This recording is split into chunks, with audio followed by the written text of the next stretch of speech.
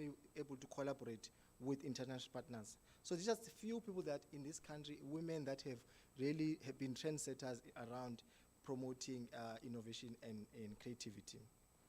So ladies and gentlemen, it's so important that this year we celebrate our World Intellectual Property Day with a woman-founded and led IP law firm in the country. We are collaborating with Shaya Mashabela Attorneys. Shaya Mashabela Attorneys is a boutique law firm rendering specialized services to private sector, public sector, small businesses, and research institutions. The firm's services include intellectual property, commercial, and corporate law. The firm has been in existence for more than 7 years. It was founded by Ms. Tumelo Mashabela, who has 20 years working experience, 18 in the field of corporate, commercial, and intellectual property law, and 14 years as an admitted attorney and a registered patent attorney. The firm was founded on the principle of trying to be the change that it wants to see in the field of intellectual property. The firm prides itself in that it partners with clients, thereby provides comprehensive and personalized services. The firm ensures that creations of the intellectuals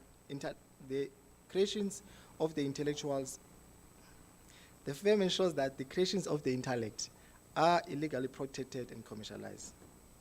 Ladies and gentlemen, before I take my seat, today's moderator is Ms. Mashabela, and he will be joined by the distinguished panel members who will delve deep in this matter today.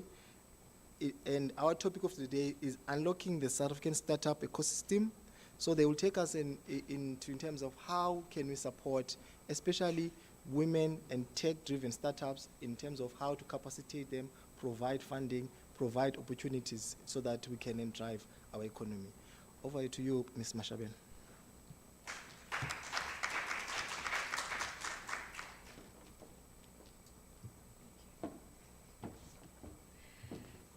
Thank you, Bayanda.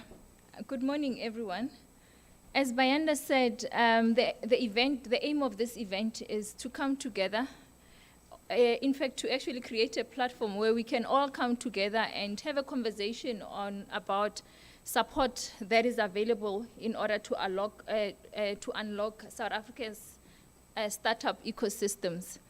So I was reading a couple of reports, and I learned that South Africa's failure rate, small business failure rate is actually very high. It is said that 70 to 80% of small businesses, they actually fail within the 5 years of establishment. Another shocking stat is that from businesses that have been created by previously disadvantaged communities, only 1% of those businesses actually get to move from hiring less than 5% to 10% employees. So you can see that there is quite a lot that is required in order to assist our small businesses in South Africa. So as a firm, Shaya Mashabela Attorneys, we deal with quite a number of small businesses, entrepreneurs from who are funded by relevant key stakeholders who are part of this ecosystem. The key stakeholders that fund some of the small businesses that we work with is the Innovation Fund, the Innovation Hub rather, IDZ in East London, Moses Kotane in KZN, just to name a few. So over the years, what we have seen as a firm is that most startups that have been funded by these organizations, they have actually moved from one-man businesses to actually creating employment.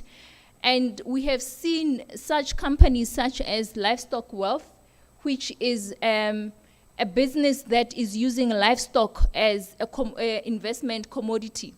Then we have also seen a company called Technovera. They are in the business of in the business of allowing people to be able to access their pharmaceutical medicaments. We've also seen AET Africa. They are in the business of assisting us with all these load shedding related issues that we encounter. So what we've seen through the support of the Innovation Hub, the IDZ, the TIA, the MKI, we have seen these businesses, like I'm saying, being able to grow into businesses that are now employing quite a number of employees. So where we stand as a firm, we think that the ecosystem, the current ecosystem is actually working. However, we do agree that there's quite a lot that still needs to be done. So that is why we have decided to come up with this particular topic and call the relevant stakeholders. We have within our midst the policymaker, we have the regulator, we have the funder, and the innovator.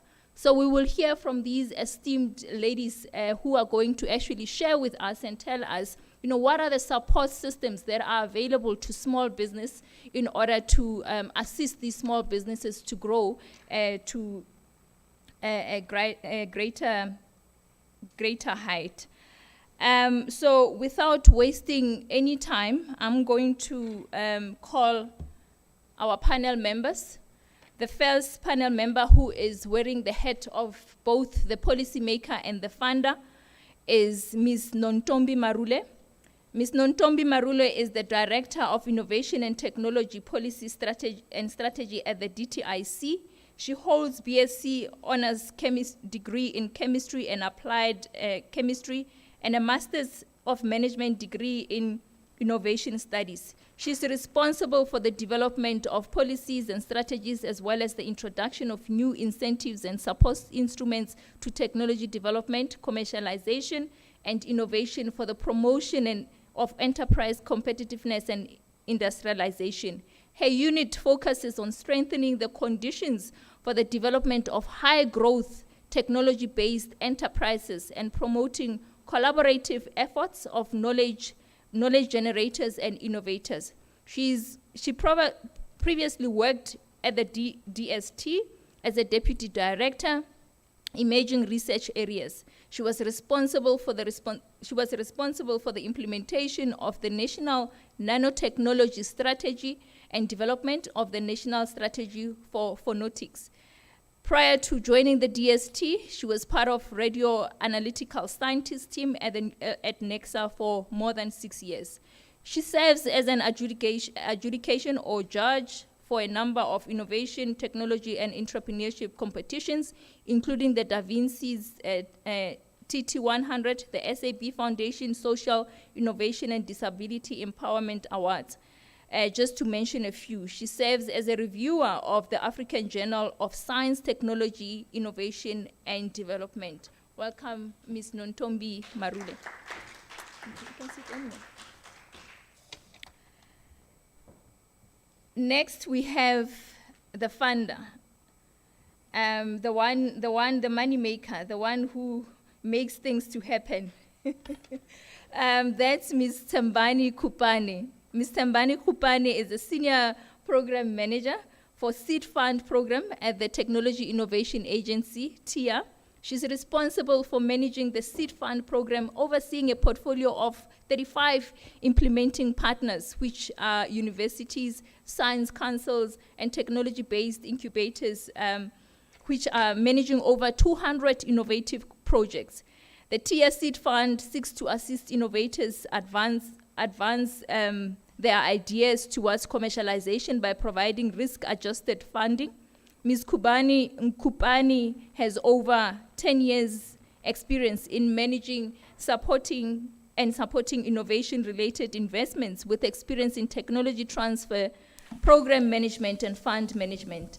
Having worked for universities, science councils, and incubators across the continent, Ms. Kupani has previously worked for the ARC and VETS Commercial Enterprise, responsible for technology transfer activities. Ms. Kupani is currently assisting in the role of managing strategic partnerships, responsible for cultivating, managing, and managing partnerships for business development and fundraising. Welcome, Ms. Kupani. Then we move to the regulator. Actually, I think I made a mistake. We should have started with the regulator, then the funder, but nonetheless, they are all here. So we as the regulator, we have a representative by Ms. Jatan Chasley. She's the head of National Intellectual Property Management Office, NIPMO, a specialized service delivery unit within the Department of Science and Innovation. She started her career at NIPMO in 2012 as a deputy director, IP attorney, and was appointed in 2014 as a director, regulatory and compliance. Currently, she is heading up that particular important unit within the ecosystem. Prior to her appointment at NIPMO, she was employed by Kish IP, Kish IP patent and trademark attorneys for over 3 years. She completed her Bachelor of Pharmacy in 2006 and a Bachelor of Law in 2010. She's an admitted attorney of the South African High Court and a registered patent attorney and a pharmacist. Jatan is a mother of 2 very busy toddlers. She loves coffee and has a passion for IP. Welcome, Jatan.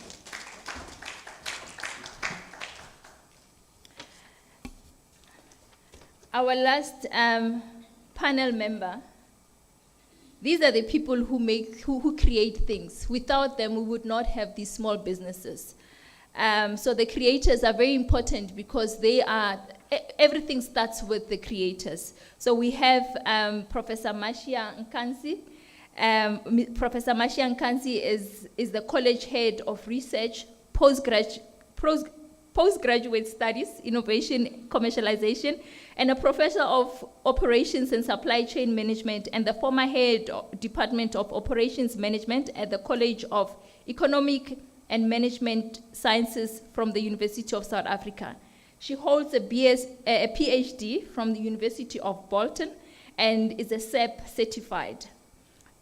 Over the years, she has optimized on her interdisciplinary knowledge to address business, economic, and societal constraints and produce digital artifacts and intellectual property. She is a consummate academic and a prolific innovator with the uniqueness of focusing on societal research and human capital development. She serves as a non-director for Hellman Gates Foundation.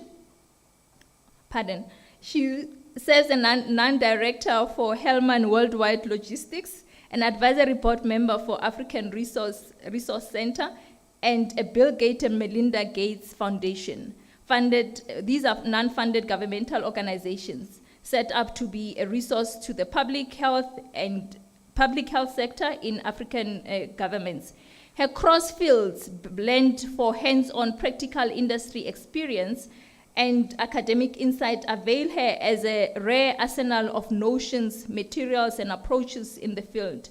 Her university-industry alliances include, but not limited to, Kuene Foundation, the Innovation Hub, and SEP Skills Africa. She's a nominee for the Top Women Standard Bank and UN Women Projects, a finalist under the Research, Innovation, and Creative Economy of the National Science and Technology Forum South 32 Awards. Her research activities on supply chain innovation have won numerous awards and reached the semifinals for the Massachusetts Institute of Technology, MIT Global Solver Challenge. Welcome, Prof. Mashia Nkansi.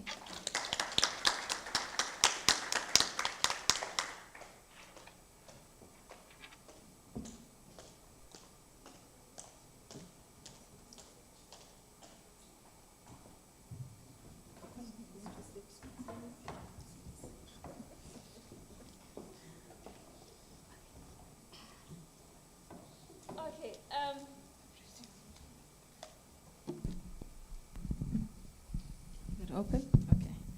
Thank you, ladies. Thank you for making time. I know, all of you guys are very busy, and you made sure that you actually give us a little bit of your time so that you can come and share your knowledge with us. As a start, I think all of you saw the topic. We are trying to unlock South Africa's startup ecosystems, and we are trying to let people know what are the support systems that are available there. Can I ask, just as a start, each and every one of you to just give us an opening statement in relation to this topic? Good morning, ladies and gentlemen. Thank you for the opportunity. It's an honor. So I'll just say startup ecosystem and support available. Me being from TIA, that's what we actually set up to actually do. Support and ensure that we support the translation of or commercialization of ideas into product and services, and ensure they actually get to the market. So we are there. We provide a range of services for startups or for innovators in general. Maybe you're not a startup yet, so maybe we shouldn't exclude them.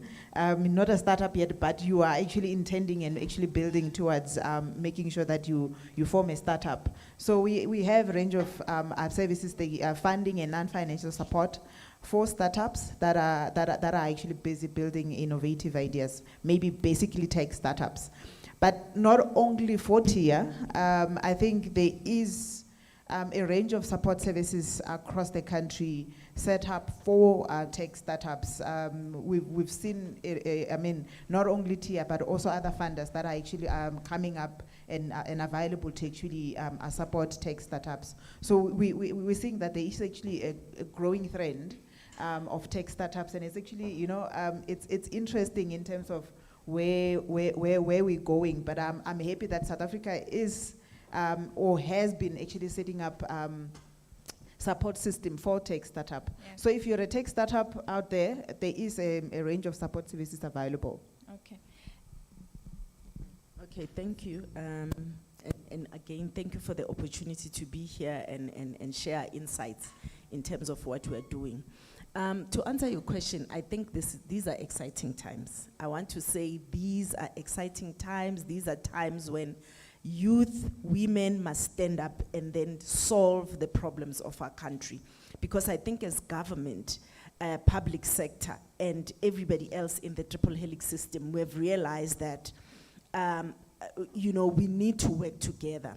I mean, the combination of today, having a law firm, partnering with the Institute of Higher Learning to make sure that this platform is provided, just goes to show that the system is ready to support the techpreneurs to answer the challenges of our country. Thank you.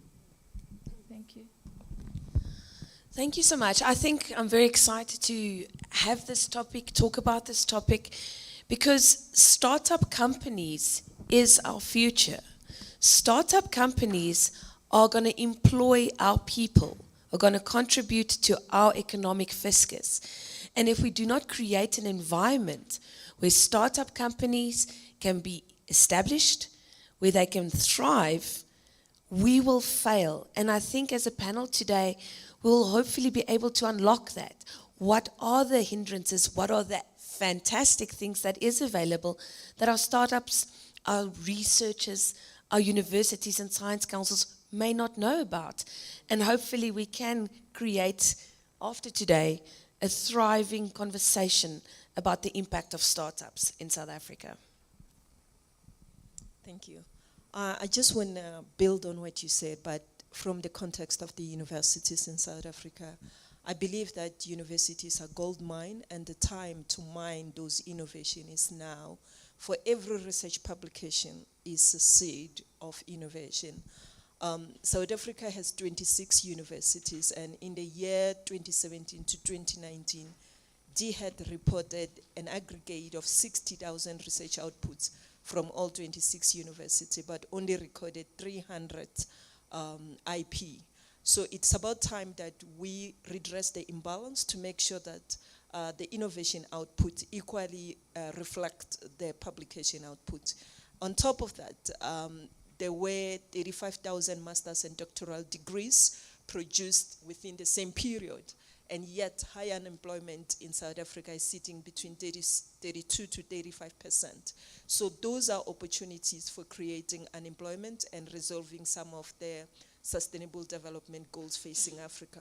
So this is an opportunity for us not to only discuss, but to inspire and to awaken the sleeping beauty in each and every one of us who's involved within the university space. Thank you. Thank you so much, ladies. Thank you for your comments. I think I would like to start with the policymaker. Can you maybe just give us, your view with regard to the current state of startup ecosystem in South Africa, but also looking at the technology field? So there is a notion that South Africa's businesses, they are not really involved in technology, and I would like you to assist us in demystifying that particular notion. So over to you, Ms. Ntombi. Okay.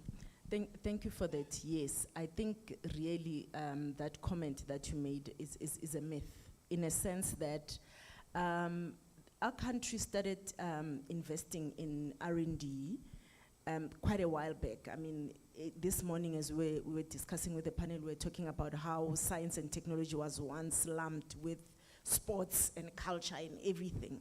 So, and we are now, I think, on the third iteration of our decadal plan in terms of research and development. That's the first one. Second one, we've also re-articulated our white paper on science and technology, and now it talks to the commercialization, the end that needs to move the needle. That's what is happening. So, and also throughout the years, we've put in place systems that support those SMMEs as the research is coming out. I will tell you one of the exciting things post-COVID is that we see in the space of pharma, development of drugs now by small enterprises spanning from universities, because these, as the prof was saying, universities are a gold mine for these innovative ideas. Over the years, with the energy crisis, we're seeing a lot of businesses that are speaking to energy in different forms. Hydrogen energy,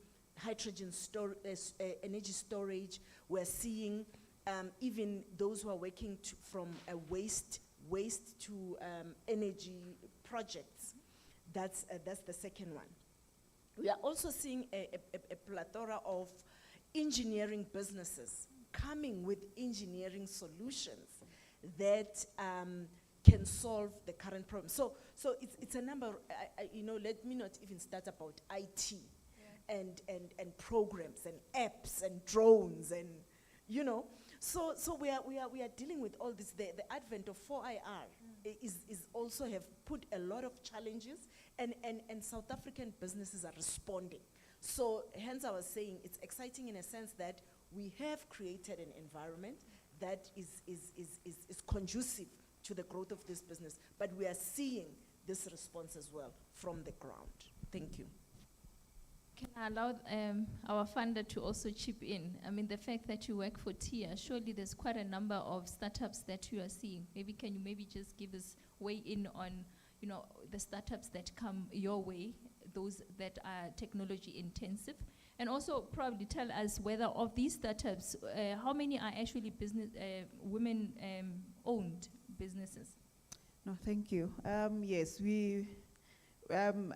Just to put context, I think in Africa, South Africa is the one who has a little bit of advanced startup ecosystem. And the startup ecosystem meaning that we have enough support system, there is enough capital, there's enough incubators or tech hubs that are there to support startups. And we also have policies in place to ensure that we are able to support the startup ecosystem or support startups.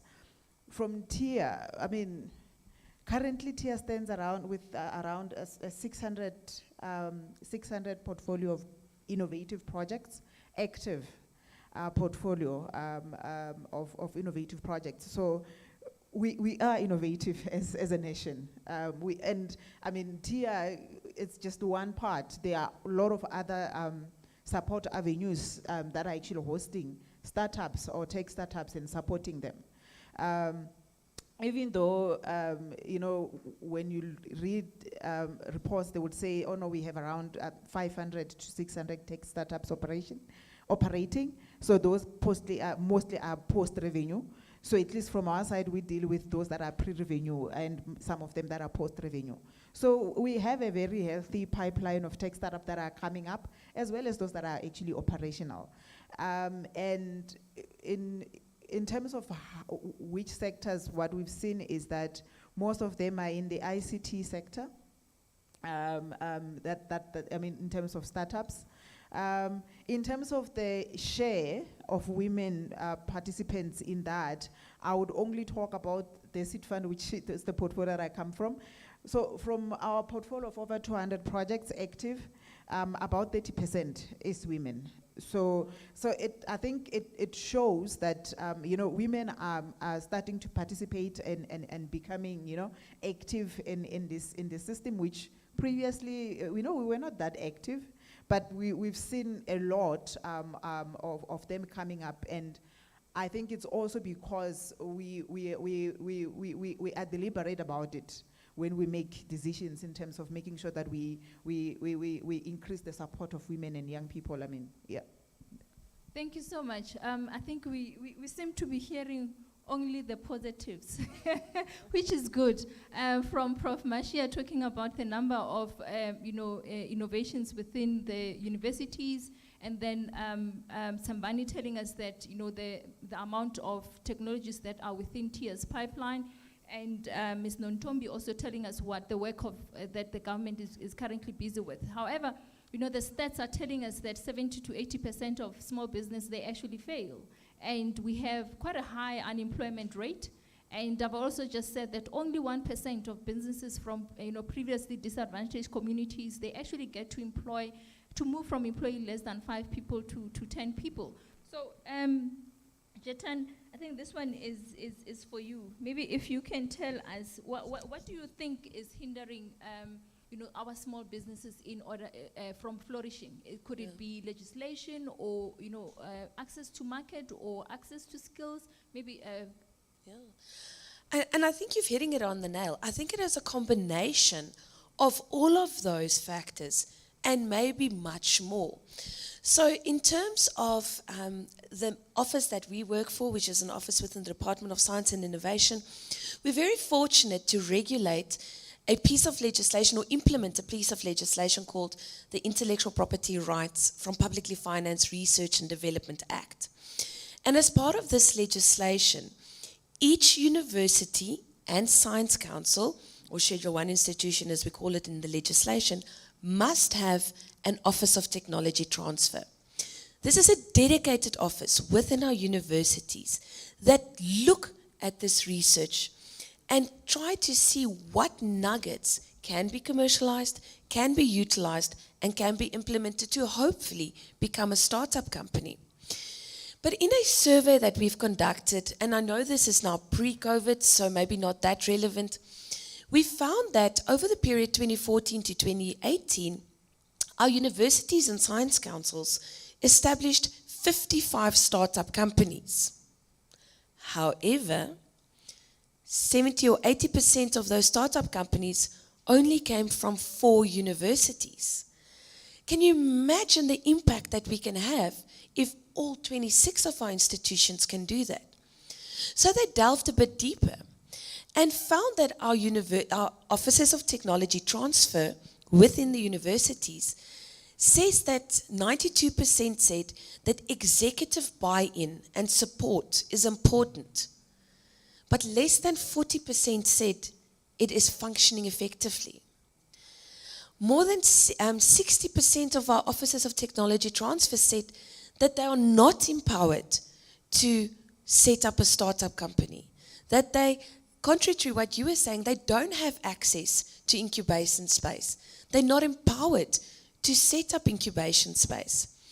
And so I think as one of the action items is that we should go back to our own house and see how can we empower the people that are set up within these universities even more. Because we need executive buy-in. We need incubation space so that our startups coming from our research and our publicly financed outputs have a soft landing, have some mentors. And the last point that I maybe want to touch on is that 78% of our universities and science councils said that they did not have access to sufficient funding. Yes, they have, and I think the seed fund from TIA is doing a fantastic job.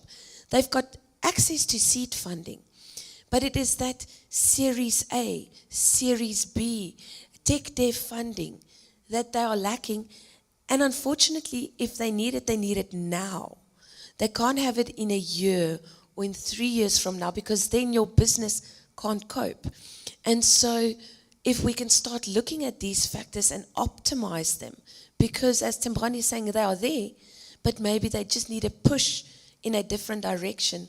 And, you know, we can, as NIPMO, maybe capacitate our offices of technology transfer more, talk more about intellectual property.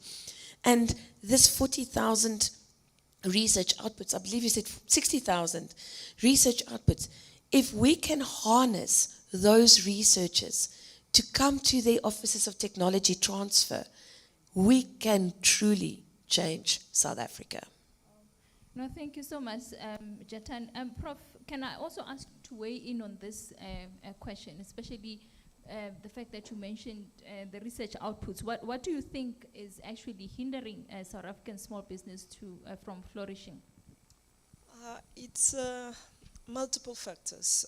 I can only speak from the context of where I am, being at the university. You find that as an innovator, you have many competing priorities. You are teaching, you're supervising, you have to apply for grants. In my case, I have to manage college, and on top of that, you have to be an innovator. Now, as an innovator, it's equal or similar to being a small, medium enterprise. You wear many hats. You are involved in design, in the marketing, in the actual rollout, pilot, commercialization aspect. You have to be proactive in those areas. And that on its own, it's too much and it's overwhelming without any infrastructure support. Obviously, you do have the tech transfer office, which is very useful and adding a lot of value to innovators, but they are also limited in their capacity and in terms of their resources. So those are some of the things. But beyond multiple priorities, the cost of doing business is quite high, especially at entry level. I'll give you an example, especially when it comes to innovation. If you are involved with a mobile application or anything ICT-based, it has to be hosted in a cloud. For every call-up and every transaction, you are charged. So the cost is extremely high to maintain and sustain that application in a specific platform. Fortunate enough for the university, you can use or piggyback on the cloud of the university, but that doesn't eliminate the cost. The costs are still there and they are extremely high. So now imagine taking a spin out. A spin out has to be independent from the university. Then where do you get the cost of hosting that and maintaining that? So you find that initial costs are extremely high, and not even a seed fund can even cover that. Thirdly is the cost of transaction. It's real in Africa.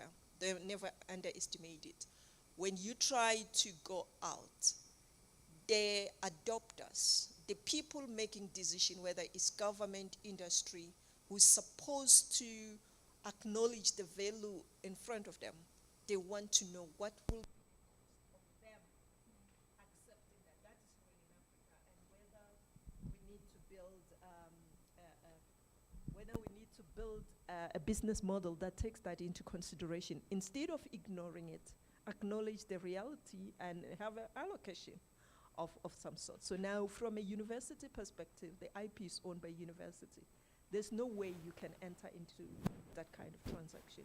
So that is another aspect that is very difficult for entry level. I would like to pause here. There are many, but those are some of them. Thank you. No, thank you so much. I think I'm picking up funding, a bit of probably legislation and skills, my question is, what about access to market policy Yeah.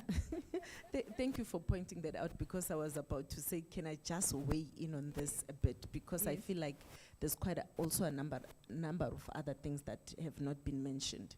So in our department, or our unit, is co-implementing a technology commercialization strategy with the Department of Science and Innovation, right?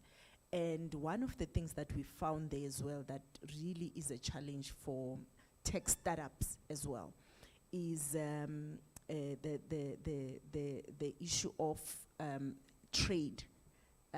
Yes, cost of doing business, but once you want to enter markets, there are issues of standardization, and sometimes the standard does not even exist. It's like you want to put this product out there, the standard doesn't exist. That's one.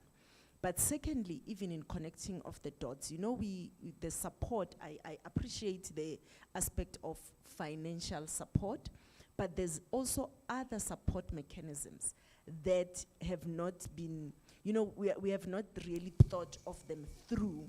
I'll give you one example if you indulge me. One of the clients that came to our door at the DTIC one time was a gentleman, an elderly gentleman, who had created an engineering product, right? This product is supposed to go to trucks or vans, you know, not trucks, big vehicles, you know, yeah, like trucks and buses. And it was when he has designed it so that it can reduce fuel efficiency and emissions, right? And he was saying, Nontombi, I have these things, I've built 2 of these things. One is in my car, the one that is outside has been running, I've shown, but when I go to somebody that I want to transfer this technology, they want proof and tests that this has happened.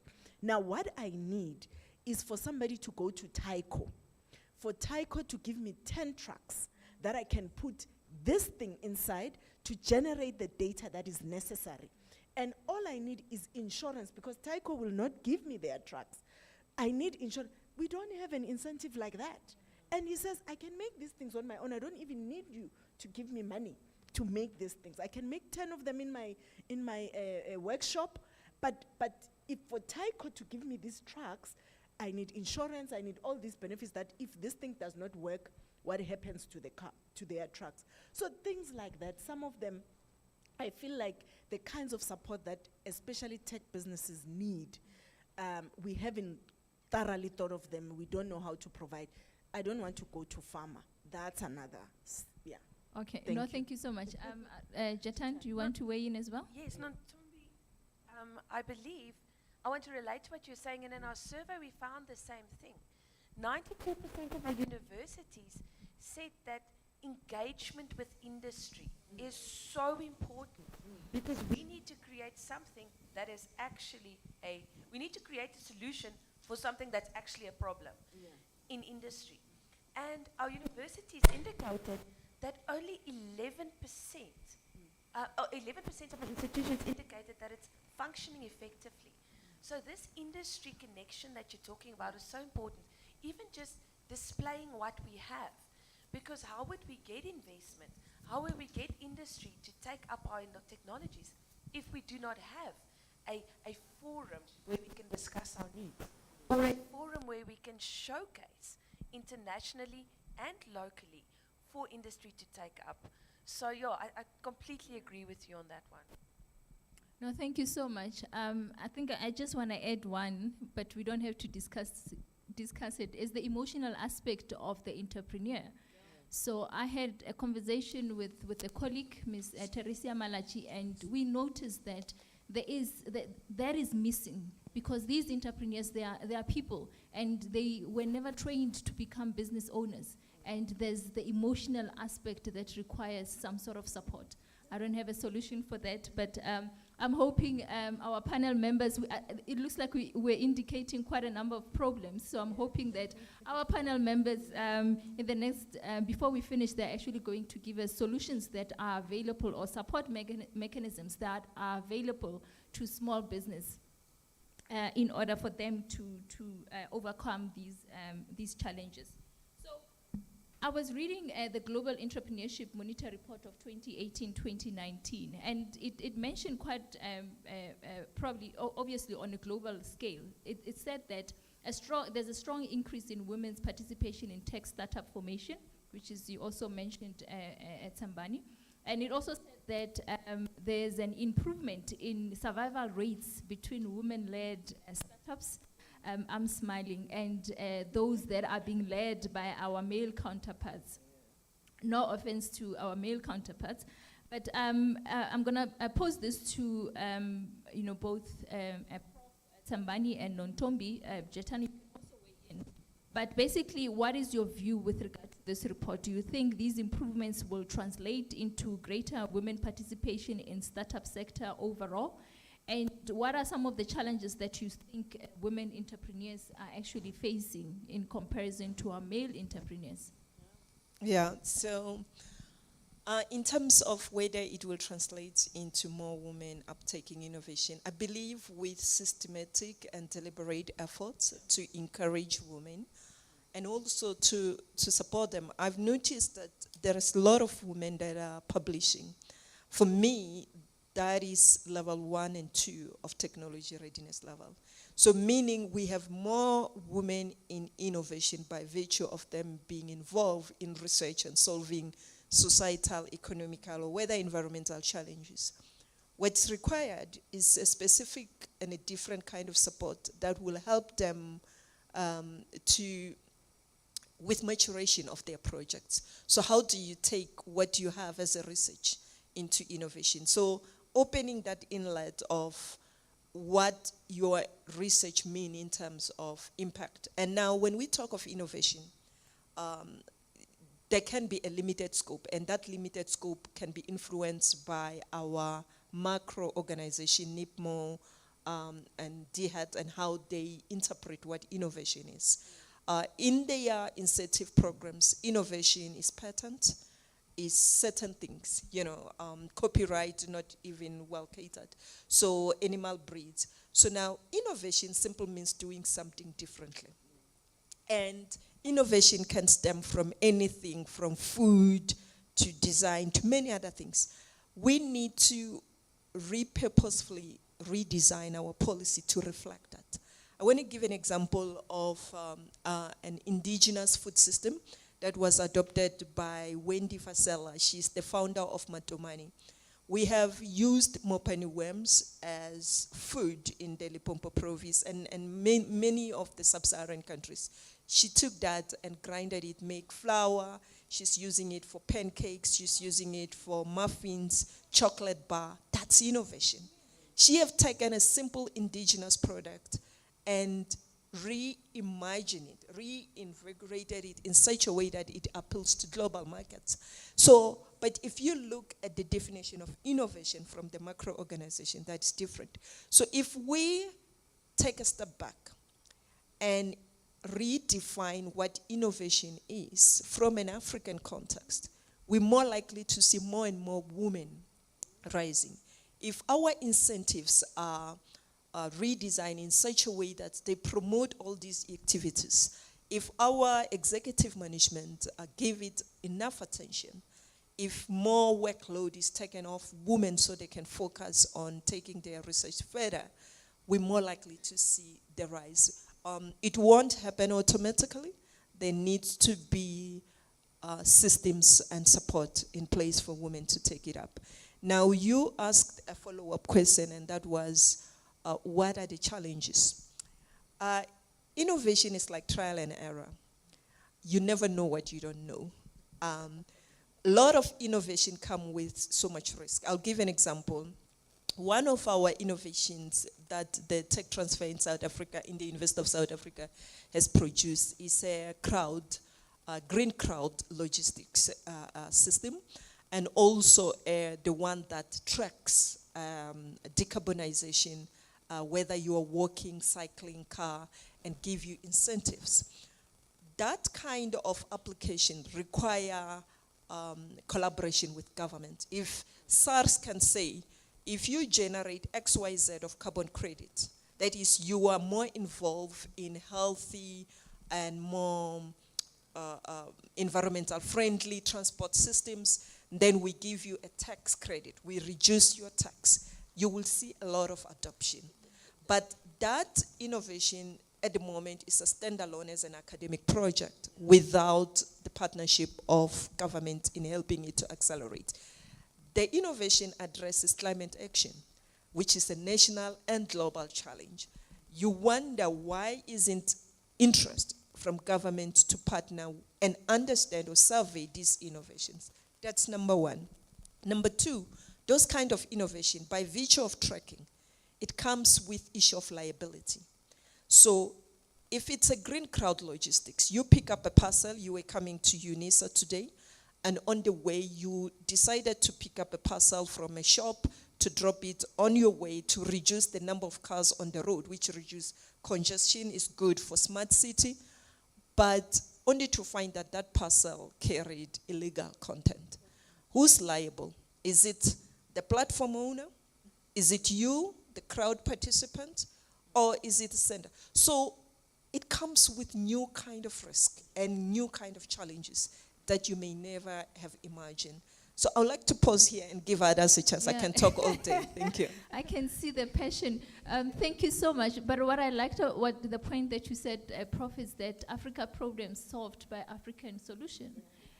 You know, as a firm, we do quite a lot of work with entrepreneurs from East London. And what amazes me by those entrepreneurs is that the solutions that they come up with are actually trying to solve the problems that they are experiencing within their communities. So I like that point that, you know, and I'm hoping that the policymaker is listening to say that, yes, it's all good and well to be looking at, you know, what other countries have done, but we need to come up with things that are specific for Africans. We need to come up with African solutions.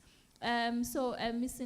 Nontombi? Yeah, no, thank you, Prof, for stopping, because I was like, I was not gonna say anything after that, because the first thing you were making example about the foods. Mine, I was gonna say, how many ways can your mother do cabbage or cook cabbage? Lots. You know? So already you can see that for me, it's talent for women to innovate already. Two, and then it's management. You know, how you manage, how you maneuver, you know, the resources that you have. And that's why you'll see that the advent of tech businesses that are driven by women are most likely to be, I'm not biased. It's something that we've seen. And also, I wanted to maybe refer, you know, our attendees to the book that Mike Britton wrote in partnership with DSI, Great Innovations or Great Interventions or something. But it's Mike Britton. And just go through that. In that book, he was just going through innovations that came from South Africa from a certain period, from universities, from everywhere. You will see that the flair of women was already there.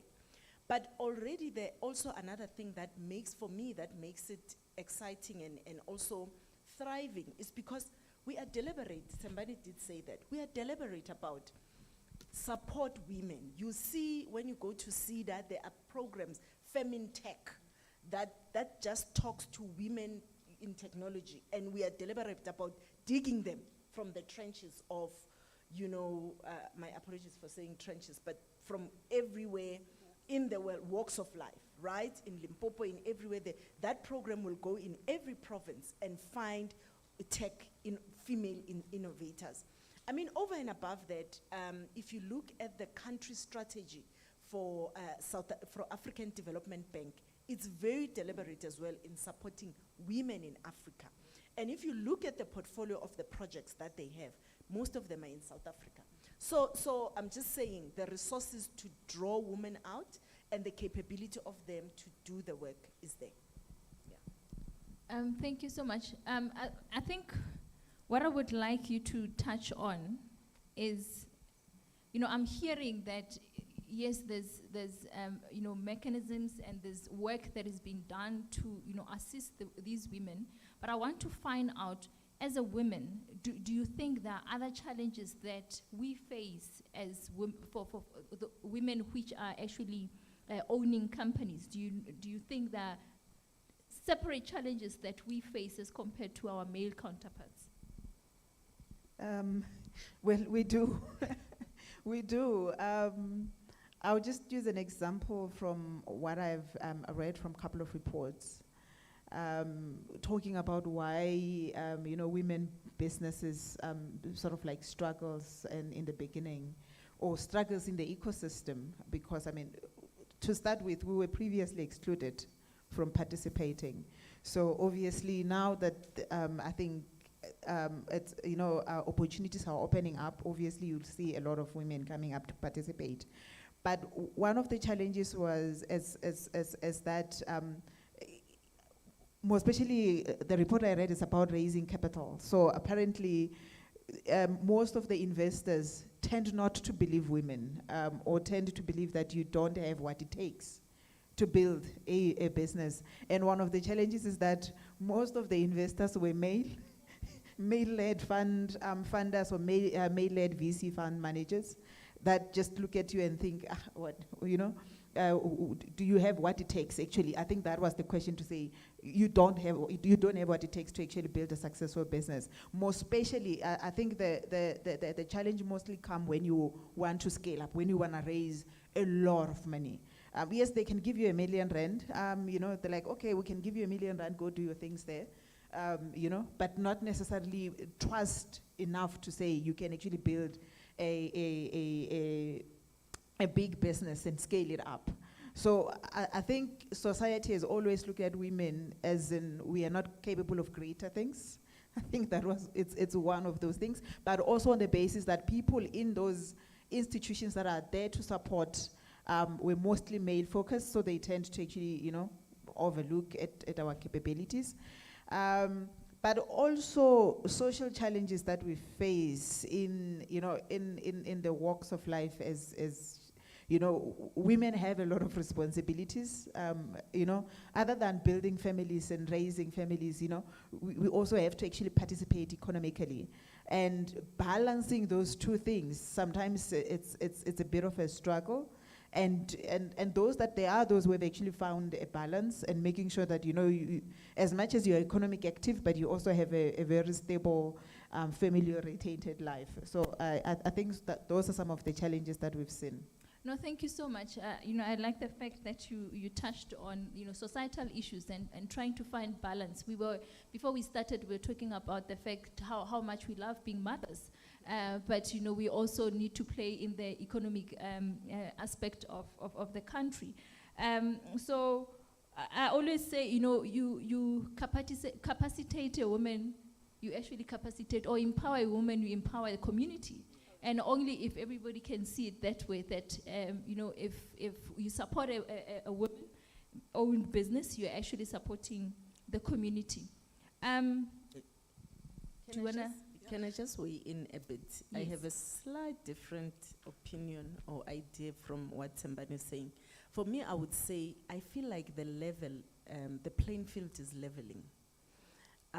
We are in a society now where our husbands are really full-time partakers in the home front as well, to afford us that opportunity. I was in a household where, when a child, the school is calling for, emergency, our child has just fallen in the ground, he needs to be picked up immediately. I was in a relationship where my husband was the one who went there, understanding that I work far, and so all I'm trying to say is that he was a full participant in terms of the home front. So which almost gave me an opportunity to flourish in a way. And furthermore, when I look at my children, I have a 21-year-old son and an 18-year-old daughter.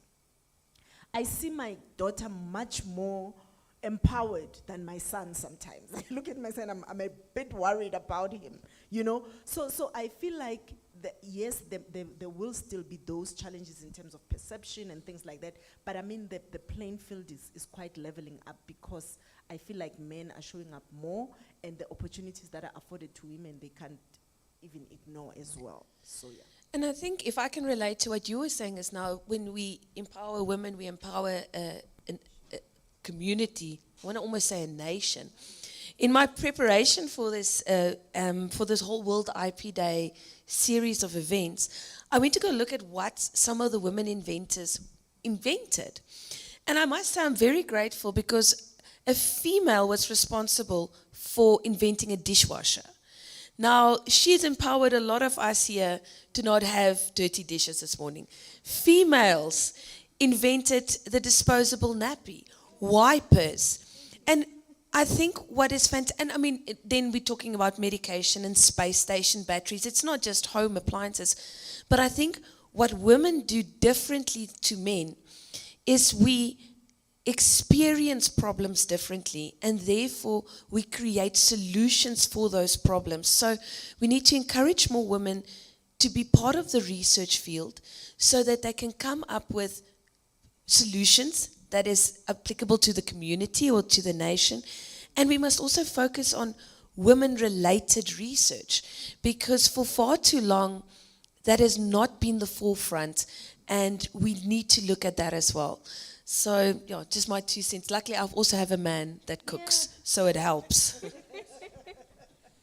Wow, thank you so much for what you said. Indeed, men are showing up.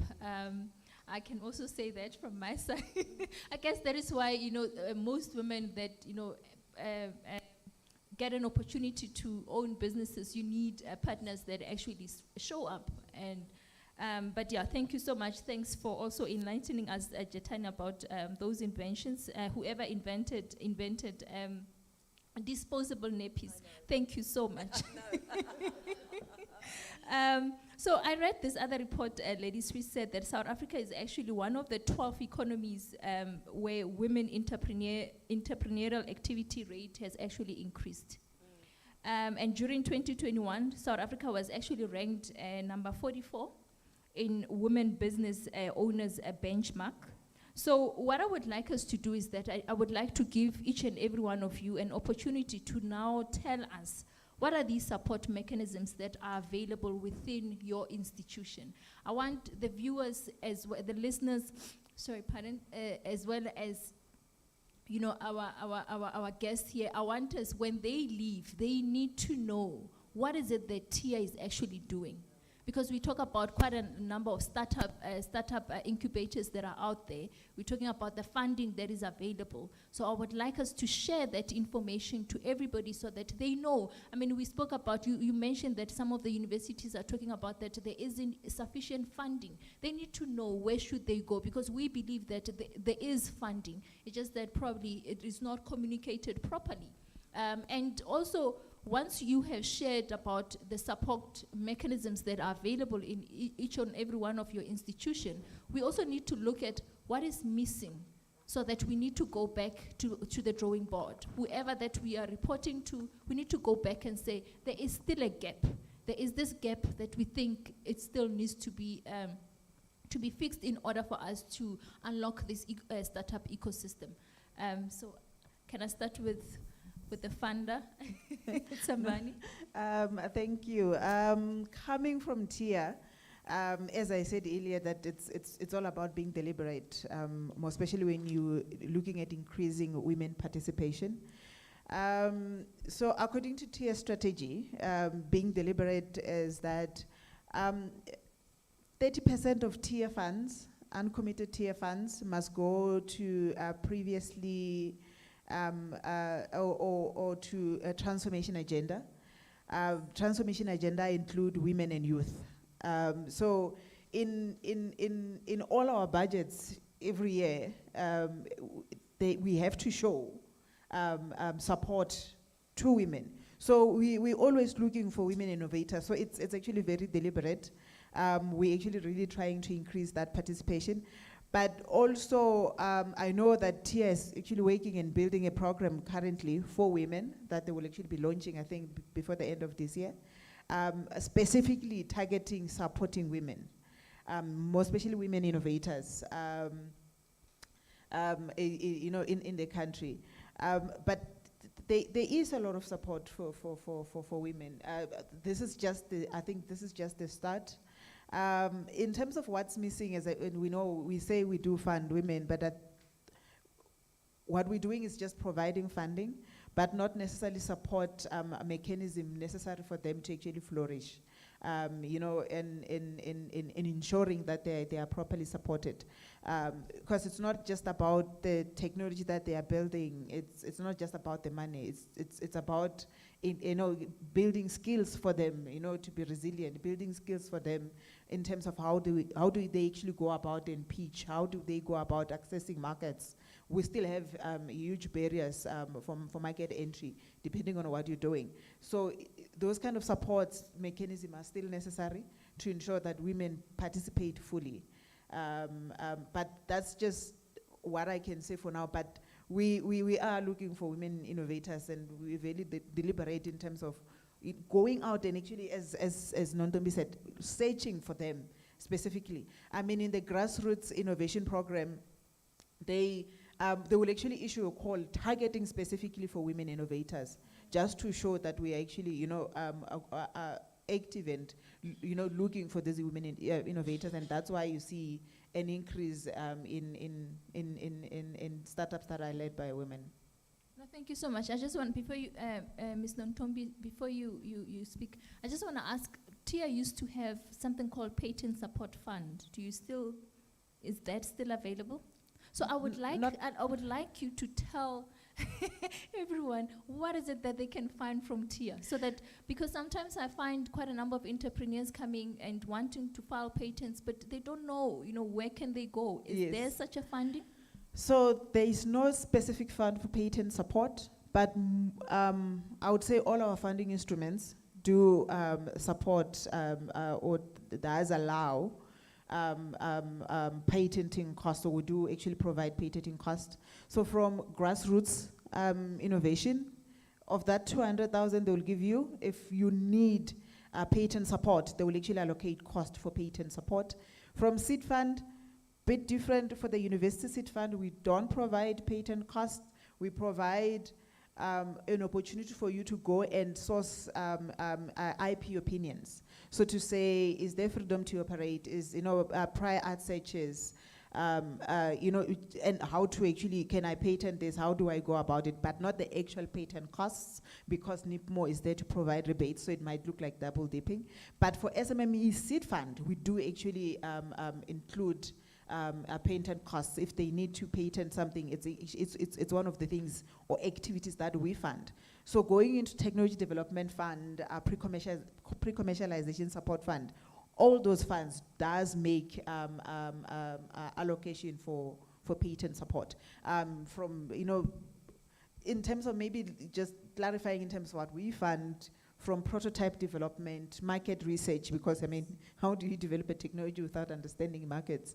Market research, IP costs, piloting, market testing, you know, if you wanna optimize or customize or whatever, we are in a position to support you from proof of concept up until pre-commercialization. So where you have your product ready for market deployment, though not necessarily the actual commercialization costs, where, though, I mean, now we do have, with our new instruments, the industry matching fund, where we partner with venture capitals, angel investors, does allow, you know, extension in terms of how we support the actual commercialization. But yeah, those are some of the support we have. No, thank you so much, Ms. Nontombi. Okay. Thank you for that. I think let me start with the one specific that you were asking about, the patenting incentive. There's one at CIPC called Inventor Assistant Program, which funds, it can be, you know, just an idea. If you show you want to patent, then you are afforded that opportunity. I think it's up to 1 million rand that they can support you with this. So there's one. But from our portfolio at the DTIC, we have a support program for industrial innovation, which in short we call SPI. SPI support businesses for prototype development. And I must maybe say a preamble with all DTIC incentives. We don't fund universities. You have to be a PTY limited to be funded by the DTIC, yes. So that's where we start, because recently we've even been getting projects from science councils, and we've been stopped from doing that because they get PG grant here. So there's another incentive called THRIP, which is a Technology for Human Resources and Industrial Program. Also, that one supports a triple helix formation where the university can do the research on behalf of the PTY entity, and then they can it funds also bursaries. There's a critical infrastructure program which funds for infrastructure that is what we call it a market failure, you know, that can't be provided by the system or the market, that government needs to fund. I'll give you an example, like let's say you've just set up a company for production, but you don't have the mini power station, you know, those power stations that manage electricity differently. That fund will fund, it's the ultimate product will be a product that can benefit the community, but is specific also to your needs. So an industry can say, actually in this space we need a road, let's say for movement of goods as well. We need a road that will transport our products from this point to that point, and the road is not optimal. That fund will fund things like that. That's why it's called critical infrastructure, so that for movement of goods, for production, for all those things. Then we have another one, Black Industrialist Program. With that one, we fund already somebody who's in production, but wants to ramp up production. You know, when, let's say you are producing, I'll make an example, beer, you know, just for the sake of an example. And you are producing maybe, let's say 50 ton, and you want to go to 1,000 ton and things like that. So you have to show that it's something that you have been doing produceably, and then you just want to ramp up your operations. And you have customers that are demanding this additional production. Black industrialists, and also is specific to black, you know, breeding black industrialists. And then under CEDA we have, I'm excited, guys, about the FeminTech. Even universities can apply. It's quite an exciting program, because what it does as well, it gives these soft skills that Sembani was talking about, in terms of how to pitch, how they train you, you know, how do you organize your business, all these kinds of things. And I feel like sometimes, you know, technological businesses think they don't need that assistant, but they will help you to brand, help you to identify the market, you know, all those things. Where do you get your input cost? Calculate your production as well, because sometimes SMMEs, they develop something and then they charge at maybe minus cost, at less cost and things like that. So it helps. I'm excited about that. And then also incubation. There's quite a number of incubators that CEDA has established, technological and business oriented. So yeah, from my side. And then you said, what's the missing one? I think for me, the most important that's the missing is information, is how we disseminate. You know, I'm sitting here talking about all these things, and maybe somebody's sitting there says, how do we know these things, and rolling their eyes. And it's true. I don't know, we have a challenge in really getting this information to people. I remember I had to go to University of Venda on some entrepreneurial workshop that I was invited in, only to tell them that 2 kilometers down the road there's a CEDA incubator that they can interact with. They didn't know. And so it's things like that, you know. So one, for me, information, and also proper access in terms of once you know, how do you access it, you know? Like for instance, at the DTIC we have a limitation as well, and I always say this maybe it's something that this year must work on to change, that if you don't go to our website, there is no way you'd know about anything about. So this information that I'm talking about, it's only on our website and nowhere else. And that's a shortcoming from our part. No, thank you so much. Before you jump in, Jetan, I think what I liked, Nontombi, is when you're talking about information, or the lack of dissemination of that particular information. So there is a country that I shall not mention that is doing so well with regard to its marketing and communicating about that country. And I wish as government, you can actually learn a thing or two from that.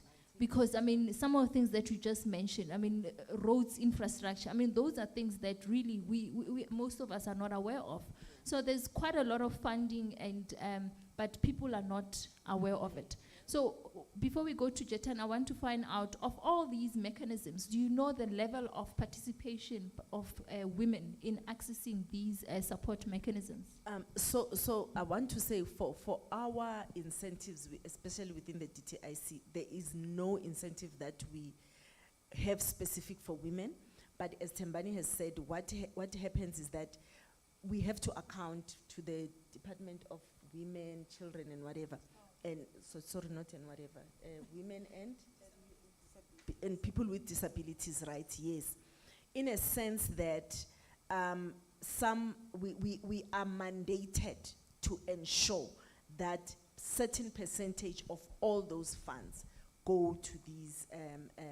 So sometimes, yes, when we are in workshops and sessions, that's where we will draw them out, and some of them come to us on their own accord. But we are mandated to make sure that we support at a certain level of percentage. So and then the answer to your question is that with some incentives we are doing well. I'll tell you, for instance, like with THRIP.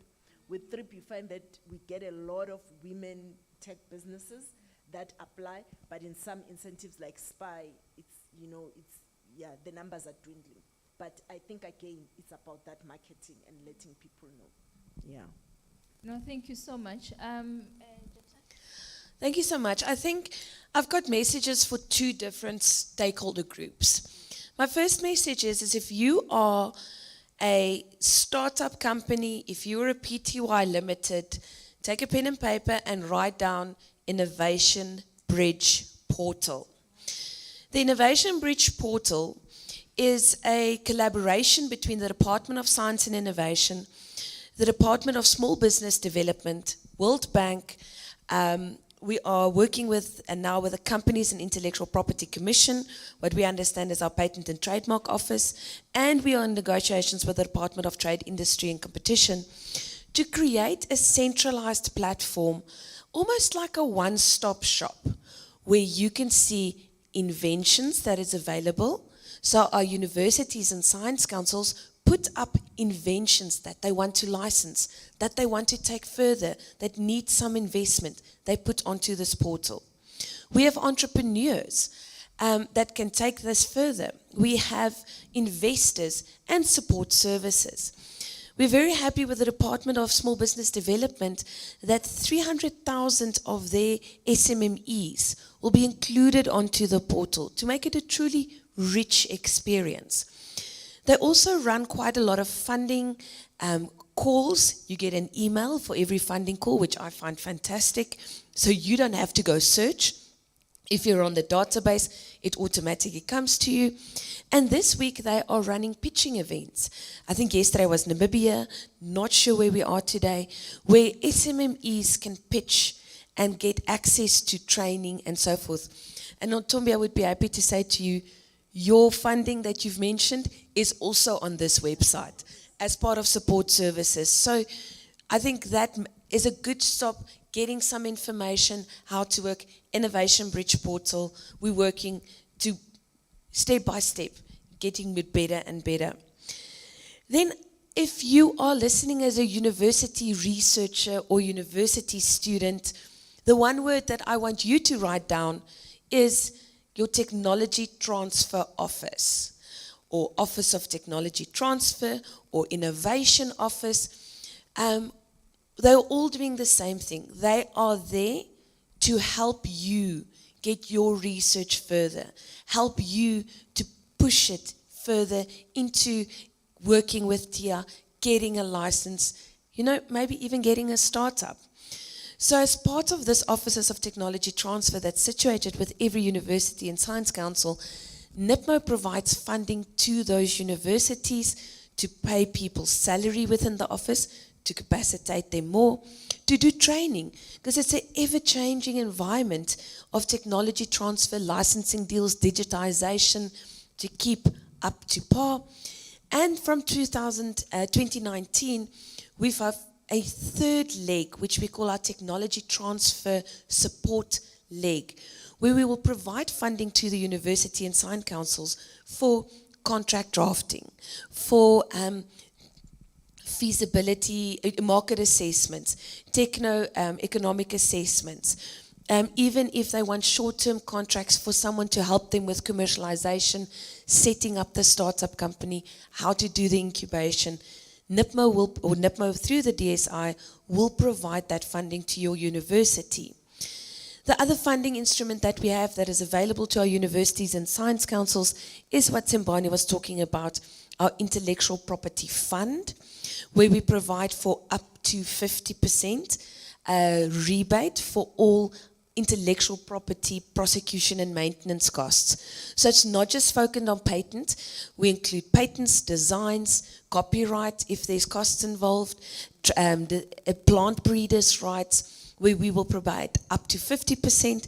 In other words, the university has to pay some money, but we will provide some funding back. There's two other funding instruments that I maybe just want to highlight as part of the Department of Science and Innovation, and that is the Regional Innovation Support Program, or RISP. This specific program looks at grassroots innovators, at SMMEs, and helps with setting up an innovation networking platform, assists with feasibility studies and market assessments to create this innovation ecosystem where it's not always easily accessible, where it's not always in the technology that is well known. So please visit the DSI website. I believe that the funding is just closed, applications have just closed, but if you get more knowledge about it. And then the last one I want to talk to you about is if you are a company, always remember that the R&D tax incentives is available to all South African companies, even those abroad, that funds research and development in South Africa.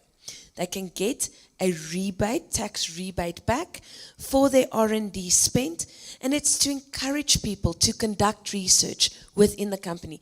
This is not available for publicly funded institutions, but if you're an SMME and you conduct research and you can already show a turnover, please remember that the R&D tax incentives is in place, has been extended by our Minister of Finance, and is definitely an additional source where you can get some access to funding, in this case in the fund of a rebate. So thank you. Wow, thank you so much. So indeed, our government is is doing a lot, and there's quite a lot of support.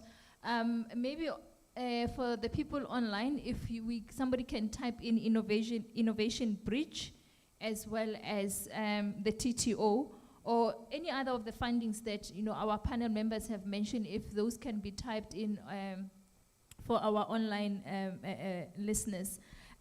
Jatan, you touched on the part that small business can actually have access to IP that have been created by the universities, and that's a good thing. So because we all know that commercialization is actually supposed to be done by private sector. So what the government is doing through Jatan and his team is that universities where they are unable to commercialize a particular IP, it is then placed on Innovation Bridge. And as a startup, you might find that you actually need that particular IP. You just need to find the proper way of accessing that particular IP and move on with it and commercializing that IP. So thank you so much. I think there is a lot of support. I think probably what we need is PR.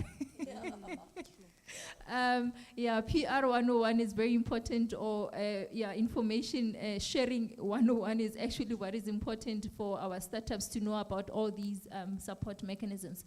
Prof, anything you want to add? Yeah, from a university perspective, obviously we have the tech transfer office that Jatan has referred to. So if you are an innovator or a scholar who's involved in research, your ideas can be well protected. We also have training and workshops that is organized by Tech Transfer Office, and also exposure. You get to work with the Innovation Hub, Chimonolong Precinct, and no other spaces where you can get other network. You get seed funding, and you have low risk entry. By low risk entry, it's very difficult to innovate, especially in the digital space, if you don't have the funds to host that innovation. So by piggybacking on the cloud system of the university infrastructure, you reduce the risks, you get collaborators, and generational wealth. Many people do not know that when you innovate in a university space, if it's copyright, there is a profit share model, and it's valid for the life of the innovator and 50 years after death. So you can consider that as an investment or a legacy you leave to your own family and many others. In terms of what's missing, I think cross-university access. I find that some of the solutions we develop from the university are for the education space, university space. It's very difficult to access the leadership of other universities, and much more easier to get global audience than local audience. I don't know why. There are instances where I've reached out to leadership of different universities, and literally you get blank, and you reach out to people abroad, they give you an audience, they want to hear about it, they want to help you operationalize it. So within Africa, somehow a culture of not being adopters and know how to embrace local product is very important. Also missing is an innovation trade show where you meet buyers and innovators of innovation. Perhaps it's happening, but I've not had access to it, Mr. Noma. You need a triple helix approach. Some of the innovation can be diffused faster if they can also be adopted from a policy perspective, where government come in and saying, okay, if people adopt this much more because it's solving a national challenge, we can give you tax rebates, we can give you this. You see a lot in the insurance space. For example, Discovery. If you live healthier, you get points, you go to Nando's, you get loyalty. Somehow we need a macro perspective to some of this innovation, and that's missing. Another big one is awareness of the innovation. There's lots of innovation, but many people do not know of. Access to market, you have spoken to it. By market, I'm not only talking of local market, Eastern, Western, Northern, European markets. You need to meet the decision makers. You need to know who are they, and you need a platform where such is created. Broadening the scope of what's innovation, especially in Africa, is very important. We can't limit it to patents and animal breeds and shift everything to design for NIPMO. Please note that. We need deliberate programs to promote innovations. By deliberate programs to promote innovation, for example, I gave an imbalance in my opening statement between research and innovation. Ask yourself why. Promotion, subside, and all those, they are geared towards publication far much more than innovation. We need, if we think innovation is the answer, we need to put resources. We need to capacitate the tech transfer office to make sure that they can do more than what they're currently doing. That is for the VCs of every university. We need a collective approach. We approach innovation as units, as standalone. And we need to understand that innovation, it belongs to everyone, especially in university. Innovation belongs to the university.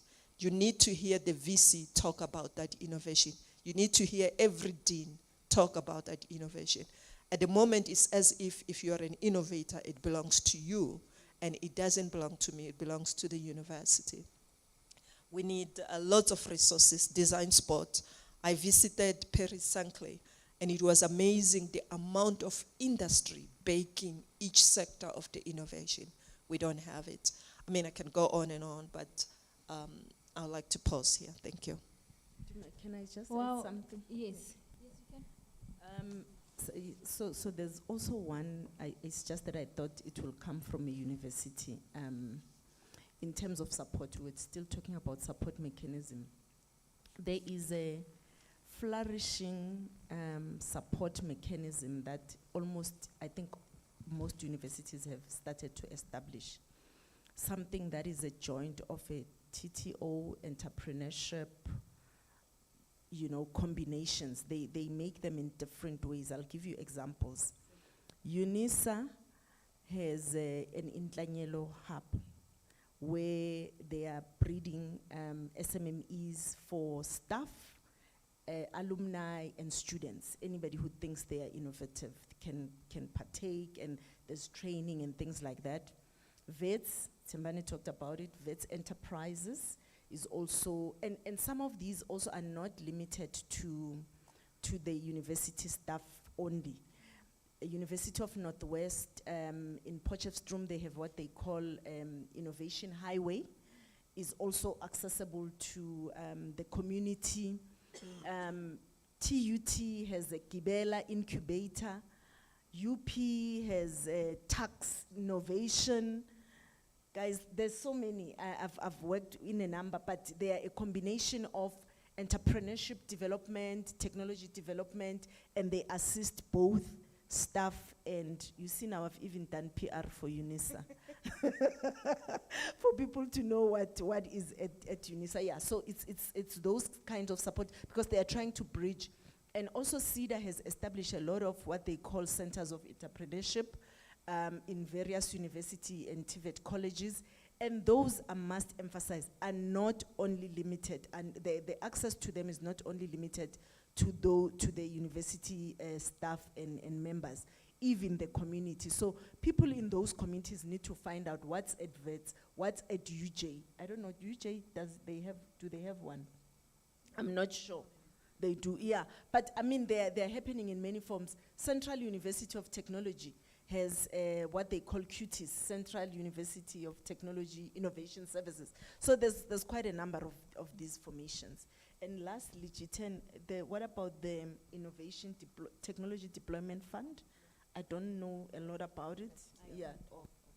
I also thought that I maybe missed, because I just talked about funding and didn't talk about the non-financial support. So we do have the technology stations and the technology platforms. So you can be an innovator out there, you have a great idea, but you don't have the expertise to actually make that particular product or that particular innovation into life. So you can approach these technology stations where you can get expertise and people who can actually make whatever that you have in your mind. You know, they can actually, you know, make it and you know, and test it and make it work for you. What they will do feasibility first and see whether, you know, what you're talking about is actually feasible, is it doable, and whether there is actually market for it, and if there is, they will actually do it for you. In this, I think we have around 18 tech stations across South Africa. They are mostly based at universities in areas such as agri-food, advanced tooling, textiles, chemicals. So it's in various sectors. You don't, well, obviously it's a paid service, so you have to pay for it, but you can actually get a subsidy if you can't afford. So they will see how much you can afford. If you can't afford, they will actually subsidize you through TIA. So they'll be able to actually pay. So you have a great idea, you don't know how to make it, you can actually approach these tech stations. Or platforms. Platforms is more in the bio space where you can do a lot of analysis or bio-based analysis that you need to do. Technology Acquisition and Deployment Fund. It's a new fund that's supposed to assist. We talked about the fact that, you know, you can actually, there are many funds that can help you develop a technology, but then there's a lot of problems in terms of how to access markets, more especially to test whatever that you've developed. You remember, you need to pilot first before you can actually take it to market. So for the Technology Acquisition and Deployment Fund is mostly there to assist if you have a technology that is supposed to assist in service delivery challenges that we have in the country. So where mostly the customer is government.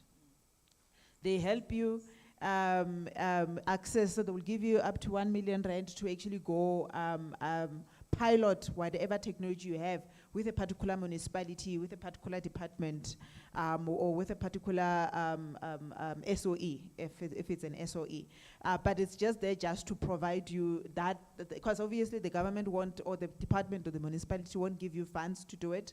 So it's there to actually bridge that gap to give you funds. It's important to disclaimer that they won't necessarily convince government to buy because of the challenge that we currently have. The PFMA, which sort of is a challenge, more especially for tech startups, but it will actually give you that opportunity to test your idea with that particular municipality, more especially for service delivery challenges. It's important for me to note, excluding health. So all these other sectors, whether roads, water, electricity, excluding health.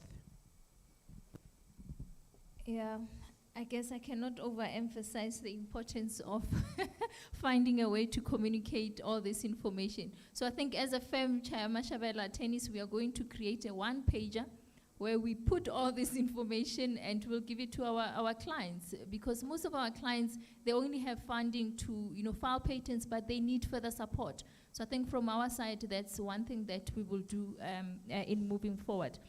Prof, I liked your point where you say we need to move as a collective. I mean, even in company, if the CEO doesn't talk about innovation, it's not going to happen at the bottom. So it's very important that we move as a collective. And even looking at all of these mechanisms, one wonders, can we probably just have a look at them and see whether or not are there any duplications? How do we make sure? How does one know that I move from A and I go to funder B and I go to, you understand? All those sort of things, because they need to complement each other. There's no need to be creating things that are duplicates. And I'm not saying we have duplicates, but I wish we can have a look at holistic view of all these support mechanisms. And also your point of saying, collaborations. Even in a company, I always say, I don't understand why I need to create something that has already been created by another department. And this talks probably to you, Nipmo, to say that, if universities need to find a way to be able to talk to each other.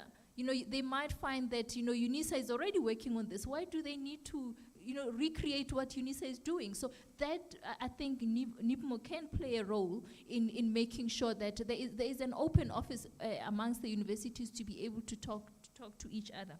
But thank you so much. I think this is why we actually came here, to find out about all these support mechanisms that are available and are accessible by our startups. Just to give our panel and probably myself a break, I'm going to ask if there's any question from the floor as well as online. Is there anyone who have a question to our panel? Anything online?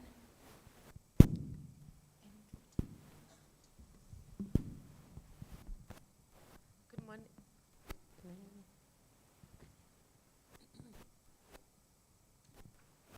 Morning, everyone. My name is Mashudun Ngumalo, and I work at the Agricultural Research Council. Sorry, I can't hear myself properly. But anyway, let me continue. I just want to applaud the panelists for such an engaging conversation. We've identified that there is a lack of awareness, there is a lack of interactions between the different entities when driving innovation. Now, I want to ask the panelists that are you aware of the concept of the triple helix model, which is refers to a set of interactions between academia, of course the university, industry, and the government to foster economic and social development. My question to you is, are you aware of this model itself? And secondly, in your respective sectors, how are you applying this model, and how successful have we been? And generally what I want to say is, there are gaps, yes, we know, but we are moving as a country. That's my comment. Thank you so much. Thank you so much, Mashuru. Thanks, and thanks for the compliments. Indeed, we are moving as a country, and we have to move for the sake of our kids and everybody else. We have to move forward as a country. Do you want to take it? Yes, yeah, thank you, Meshidu. We do. We are aware of the triple helix. We use it in everything that we do. Other than the fact that we consult with our stakeholders, which is mostly industry, academia, and government. But we do have programs. At TIA, we have what we call the cluster programs. The cluster programs, or technology innovation cluster programs, it's a triple helix structure, where it's targeting specific industries where we believe that there's specific challenges that needs to be sorted out. We engage with government, industry, and academia and form a cluster. I think currently we have 7 or 8 clusters that are functioning. The animal health cluster, the medic is actually really new. Medic cluster, the API cluster, the dairy cluster, the beef genomics cluster, the forestry. So these are the areas that we have clusters where it's a combination of industry, academia, and government coming together, identifying problems in that specific sector, and coming up with solutions from research up until commercialization. There are also other clusters in the pipeline that that are coming up, but it's mostly targeting sectors that we've seen that there's specific challenges, and we know that these challenges won't be able to solve ourselves, so we need to come together and formalize. It would provide funding, regulatory, or solve regulatory challenges. The cluster like Medic plays mostly on the funding as well as sorting regulatory challenges as well as market access issues. So it's looking at the entire value chain, so from research up until commercialization, and having all the players on board, making sure that whatever that you're developing is solving an industry challenge, and industry is there and willing to actually adopt that particular solution once it's actually developed. Okay, this is quite an interesting question. I think yes, the short answer to your question is that yes, and I mean our whole innovation and technology policy is based on that. But further than that, we have also even moved further than triple helix. We are on quadruhelix. We are bringing everybody else on board. It has advanced from just triple helix only. Like we are way, in a sense that you'll see our programs within the DTIC in particular. The sector master plans are the plans that are driven by industry themselves in terms of what their needs are. And they are the plans that dictate to the government what they need to provide for the sector to thrive. And they also are a mechanism, a strategic orientation that also, shows how to link the dots. In those master plans, or in how we implement these master plans, we are saying if there's research or innovation and technology that needs to be pulled from universities, the plan will dictate that. If there is research in universities that can be pushed into these sectors, the plan indicates that. I mean, you'll see the play of the technology push and technology pull in new sectors like your hydrogen energy and things like that. But in most advanced sectors, like your automotives, it's mainly about the pull. But the simple answer is that we are way past even the triple helix in its contextual framework. You want to add? I'm not sure if I want to add, but just to reiterate, yes, we're also on the quadruple helix, where you look at the industry, you look at civil society, and I think what we have to remember, as part of maybe the Department of Science and Innovation, there would be certain aspects or projects where the quadruple helix and everyone is involved, but as NIPMO, we have a very strong focus as government to academia, science councils, and through our academic institutions, they bring the industry, they bring the environment. So maybe not as theoretical quadruple helix as we understand, but maybe a longer helix to create that environment where you create, industry respond, user environment enjoys. No, thank you so much. Prof, do you want to add? I think they've said it all. Okay. Any other question? Thank you very much. Thank you to the panel. You've really dealt with this issue. There's a friend of mine that normally, in fact, it's not a friend of mine, it's a leader in society that I normally follow. He says something that is really profound that I want to repeat today. He normally says that our leaders are hiding in plain sight. And indeed, our leaders are hiding in plain sight, today.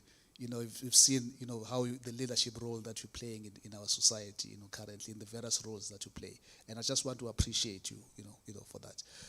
My question is really, around, the public procurement, of these technologies, and how this is a method that we've been talking about for quite a while. And I wonder where the issue is. Is it a question of lack of political will? What is the challenge? Because if I remember, also I think about 10 years back, this is also a matter that was being discussed. I'm asking this question because we also, there's a program that we put together with some of the partners around, with the cities of Tshwane, city of Cape Town, city of Johannesburg, Durban Metro, with the universities around, TUT, UJ was also part, of this VES, Chimologong, right, where we're getting students to develop solutions that are addressing local challenges. And of course, the cities of all those cities express a very keen interest in piloting those solutions. And currently, we've got UNISA students that are piloting some solutions in the city of Johannesburg. Do we have one in Tshwane? We've got one as well, two in the city of Tshwane. Right. And the idea is that those sort of municipalities would actually adopt, those particular technologies. And I'm just thinking that if we follow that lead at the national level, I just wonder where we would be in terms of, pushing and the boundaries of tech innovation. Thanks. Yes. Sure, Ayan. This one I have to sit up. You are asking indeed something that is in our attention, right, one. And we've been dabbling with it for quite some time. So as you are saying that, we started talking about it like 6 years ago in terms of how to make sure that as we develop these technologies, they get into the supply chain of even governments. I mean, CEDA has a simple example of saying, we will support a startup or an SMME that makes, for instance, hand soap, right? But then if we have assisted this small guy to do the hand soap, how does the DTIC now use that hand soap? Because we have hand soap in our bathrooms and things like that, and we procure this every day. So it started with the procurement bill. From 2018, there was a proposal to then change the bill itself. And we inputted on that bill. We did indicate technology commercialization and all these things must, commercial products that were locally grown must be there. It is in the bill now. The bill has not been finalized yet. I think COVID had something to do with it. It puts the spanner in the works, but we have included that in the bill. But what we found very challenging when we were engaging National Treasury as well. National Treasury was saying it's also there needs to be a paradigm shift from the people who write policies within the departments, because from a bill, each department must write its own policy, and they are the ones that are not really writing these technology products into the bill itself. Because, for instance, if you want to procure, let's say, let me stay with my soap example. Why do you need somebody who's done it for 5 years and has volumes of production? Because if it's a small company, you can say, as long as you can make sure that every month you give me 10 liters, because that's what I use. But when we write specs for the procuring of this soap, we'll say you must be able to give me, I don't know, 100 liters of volume at a given time, which is not necessary. And it's one, a procurement prescripts, and also how we procure these things, because we are almost in our minds saying, if, let's say also it's computers, something that we have people who build these things. And it's very rare for an organization to change 1,000 computers at one go, because the life of the computers that we have is different. Why are we not saying, as and when I need it, you must make sure you keep? So it's in the process of making that bill active. There are even a lot of also paradigm shifts within the department that needs to happen, from the policies itself, from the how we procure as well, in terms of how we procure, and also in terms of the people who write these specifications. So it's still something that we are on. We are working, there's a committee of state-owned enterprises that is actively working on this to make sure that, you know, we take up these things. But I must say, it's still something that is driving us nuts. It's making us dizzy. So when we think about it, I don't know what else to say. Thanks. Yeah, before we take another question, I think that's a good point. And what I've seen with a lot of companies that are funding or they are assisting with enterprise development is, you know, they are assisting this company under their enterprise development, and then they procure the services from that company. You understand? So it makes sense, because if you can't procure from the person that you are funding, who's actually supposed to procure those services, and how is that company supposed to grow? So I hope you come to a solution, but I think it's a very important point. Any other question? I think we'll take one more question, and then we'll go back to, I think, one or two more questions to my panelists, and then we can close. Shalom, everybody. I'm just triggered by the procurement issue. The colleague is very correct.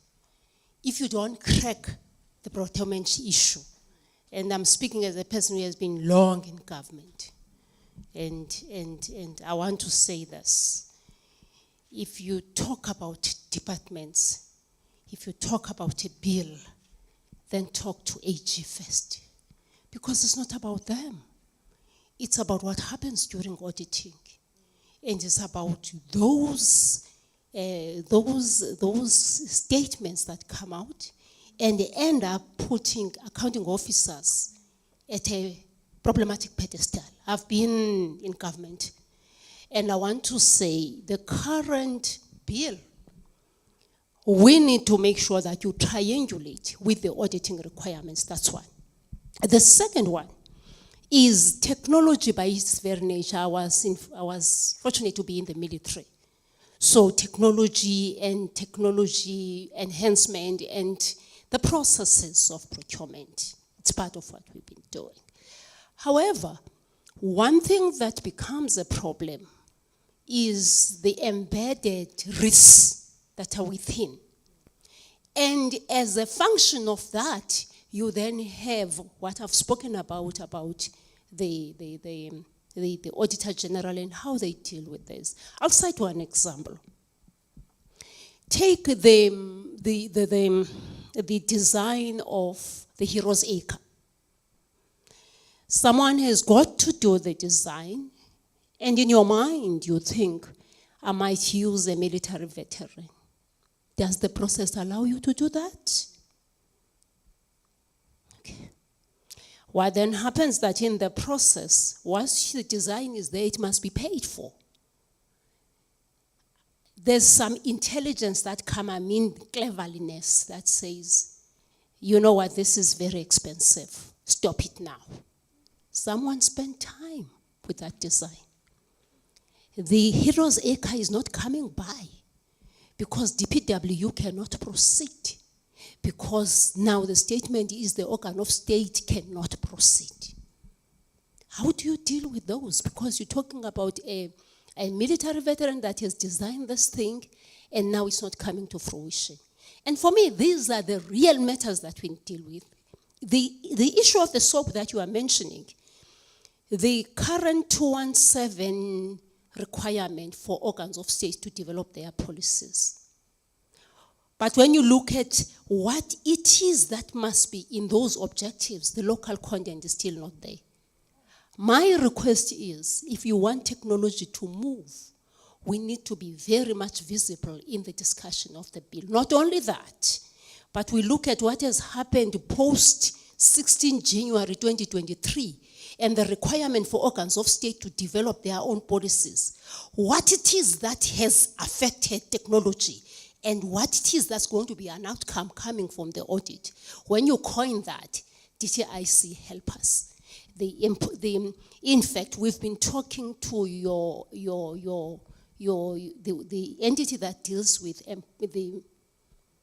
the policy on empowerment. The lack of synchronization between Treasury and that entity and how it manifests in the policies, it's painful, to say the least. Thank you. Wow, thank you so much. Our policymaker, do you want to? Yes, take no. that? I'm just appreciative of the amplification of the problem. I mean, the example she's giving is exactly what I've been articulating in terms, because you can see that in this procurement, that's why even with us, we had to go to the bill to say, insert it in the bill, so that then even when departments are starting to draft their own policies, it's dictated from there. Because when you went to individual departments, they will bring a bill to your face and say, nothing in the bill says I can do this. So that we have done. That's why I'm saying that it's just that unfortunately some of the things, the wheels move very slowly.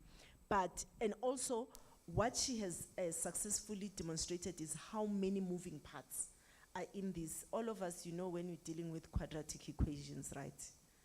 You move one component, then yeah. So and there becomes a lot of unintended consequences. But my sister, it's work in progress. That's all I can tell you. We are aware, we know where the issues and the bottlenecks are as technology developers, and I can say it's a luta continua where we are, really. No, thank you so much. I think in the future we need to have AG as part of the panel. A lot of people seems to have, because we are all talking and trying to find solution, but then somehow, you know, you'll find yourself during an audit process being found wanting. So it is important that we include AG to our conversations. Mr. Noma? Yeah, this is just, I mean, I was just listening to the conversation around this, and I'm thinking that, you know, what you have in, you know, the approach of all of government when it comes to innovation, all of government, but also all of society kind of approach, you know, is the one that is being advocated for, you know, that would help us to actually come up with these policies that speak to what we want to do, you know, to unblock, you know, sort of some of these blockages. But I just wanted to mention something, you know, perhaps it's a bit of marketing, not a question, but, you know, there's something that, you know, was mentioned quite early on. You know, Chetala mentioned this to say that, you know, startup companies are the future. And this is what we believe in. You know, this from our side, this is what drives the kind of things that we do. You know, over and above some of the structures that we've mentioned, at UNISA we've got what we call a startup academy, that we have been sort of running that, you know, since just before 2018, right? And we had training, you know, sort of programs around that. And the idea is all the staff members and students that we're funding, right? How do we then assist them, not just in developing their technologies, but holding their hand in terms of them thinking of themselves as startups, and how do we then, you know, provide the training and support. You know, as a result of that, we've been able to link up, you know, these startups with mentors that are sitting all over the world. They've developed prototypes, they've created products, right? But more importantly, they've actually, you know, they are participating now in international programs, and they're getting into those programs, they're getting funding on those programs. Right. So this is something that we're truly passionate about in terms of, you know, creating this particular pipeline. Just as an example, we really want staff members as well, you know, at the university, you know, to get into that mode. I mean, students are moving much faster. Probably students are much more agile, right? So they're moving faster in terms of getting into that space. And of course, we're very excited, to take them along in that space. We, in 2 weeks' time, how many weeks? In 4 weeks' time, we're also taking a group of students to Babson. There's a program that Babson runs called Babson Build. We've been talking to Babson over, sort of months, around that. We visited them early, sometime last year. So we're taking a group of 10 students to go and be part of that program. And of course, they'll be accompanied by somebody from the DITC, right? And the idea is, how do we bring those lessons here? We're creating, one of the issues that we mentioned earlier is around making sure that we're solving real problems, right? And part of this, a crucial process in that is what they normally call customer discovery. Something that is lacking. People know customer development, right? And customer development is very different from customer discovery. And we're getting people trained around in customer discovery, hoping that we want that training to filter down to students, that are sort of in the tech space, that are thinking about, sort of tech entrepreneurship. So that people now begin, when they develop solutions, they do so from the basis that they have tested, they've gone and tested their assumptions, and they know that, this thing works. A skill that, you'll see, the US, does this as part of the ICO program, right? And so bringing that in, right? But also we're layering this up, right? There's another entity, I can't mention it now. They've got a program called Venture Mentoring, and we're learning from this, because we want to create, build, that kind of competence around this. Because we're seeing this as a way for us to make a contribution to society, university making a contribution to society, via taking those technologies and having people, taking those technologies forward. One of the things that, you'd see, I'm going to stop right now. One of the things that you see in other countries that is something that is very important is the availability of these tech entrepreneurs, right? Serial entrepreneurs that are sitting on the wings of the universities, ready to take on some of the technologies. And there's no two ways about it in our space. We've got to build that competence. Right. Thank you. No, thank you so much, Mr. Noma. Thanks for your comments. Your idea of startup academy that UNISA is currently busy with, I can just say that I hope that you said that you are also providing various skills to the startups. Let us not forget the emotional aspect. Our entrepreneurs are dying of mental issues, and that is very important. Growing a business, it's a lonely journey.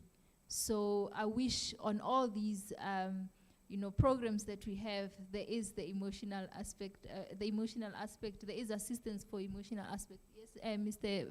Bayanda. Program Direct.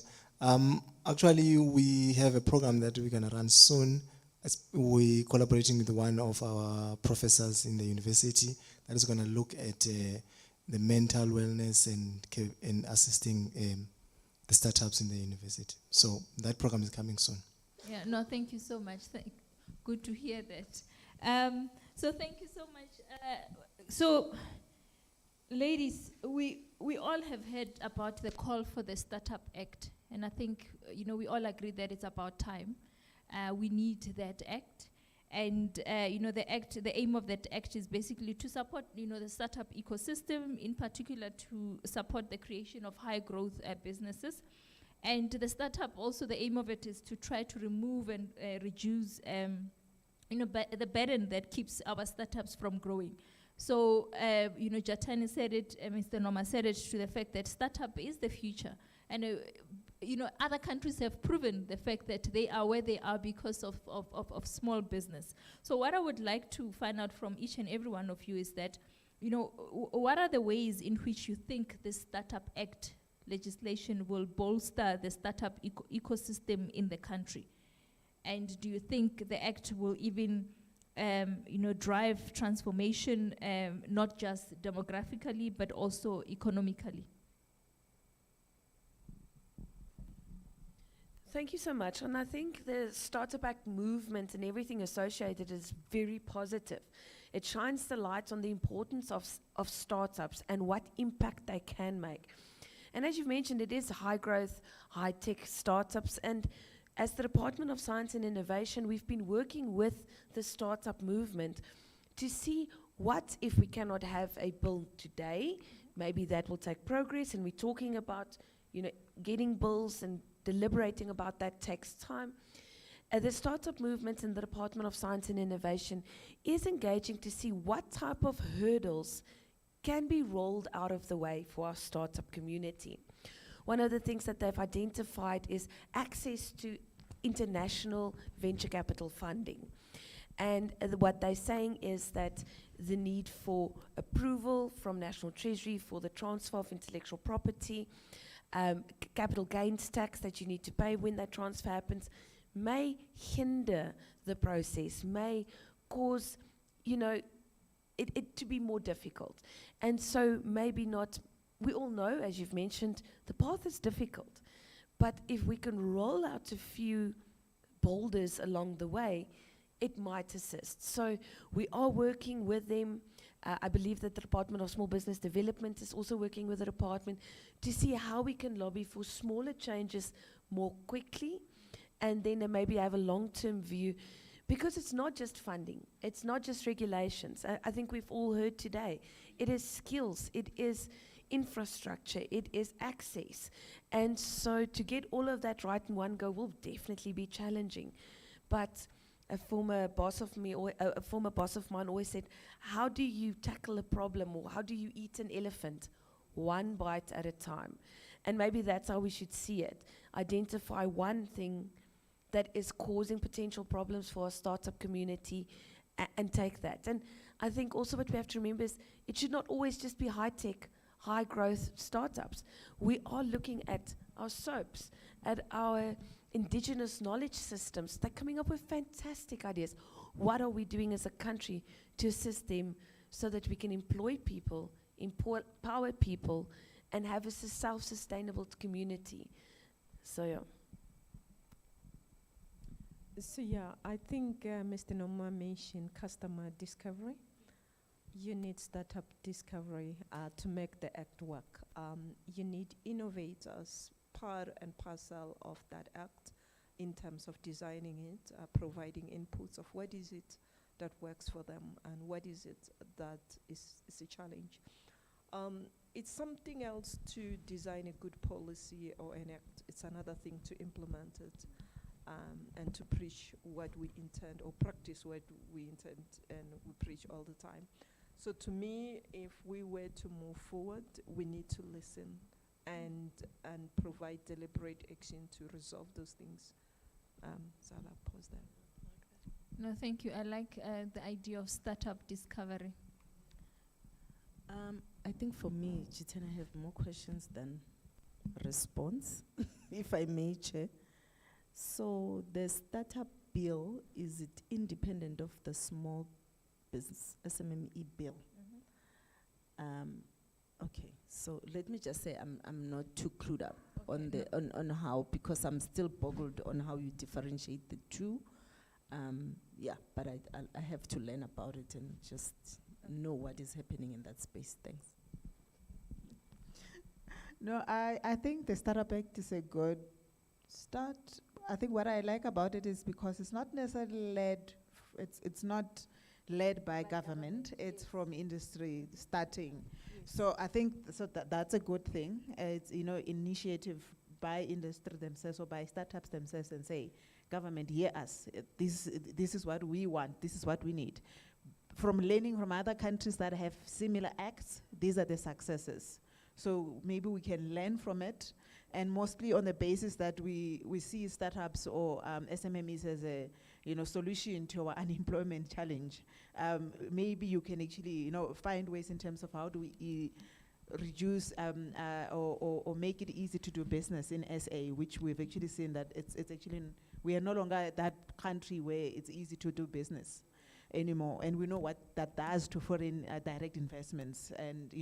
And one thing that I've actually learned in one of the workshops I attended is that how most of the startups, what they are doing now is move their headquarters out of South Africa to other countries where it's easy to do business, more especially attracting investors, international investors, and what impact does that has in South Africa? Because I mean, if South African IP is leaving and they go start up, or they move their headquarters to other countries where it's easy to do business, I mean, it's got a huge implications to our economy.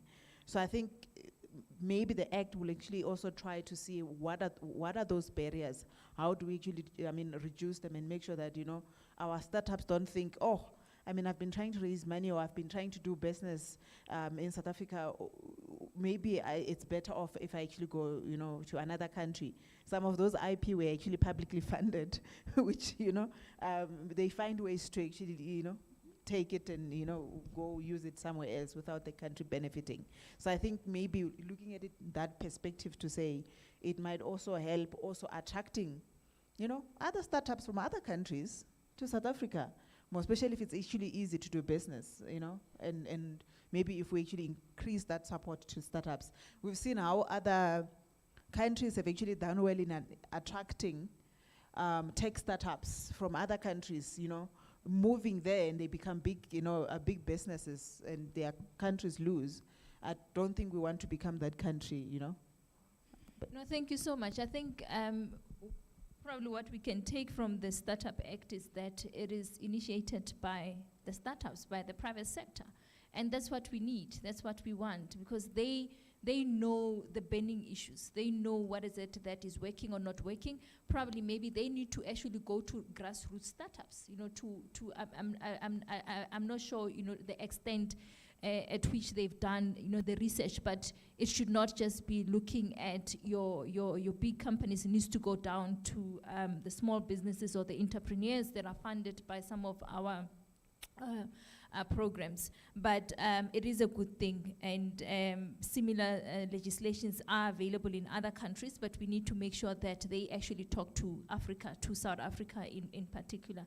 So ladies, thank you so much. I'm just gonna, I think we've actually ran out of time, and I strongly believe that, our listeners online as well, our guests here, you have learned a lot about the support that is available, that has been given by government.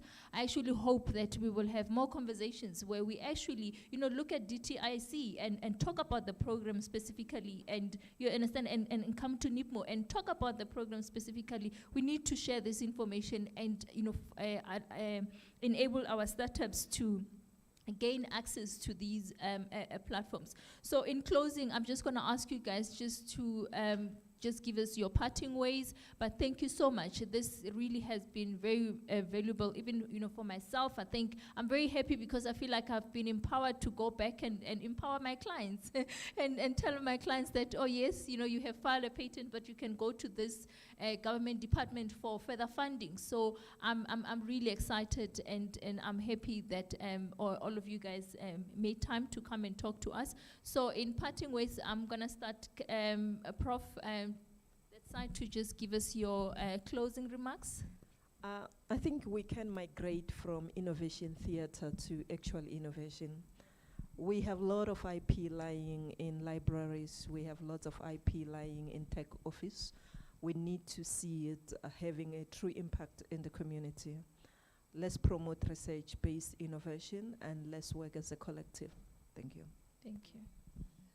My parting message would be, please contact your Office of Technology Transfer, situated at every university and science council.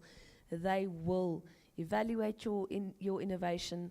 They will look at your invention, see if it works, and apply it, implement it, license it. They are there for you, so make use of them. Okay.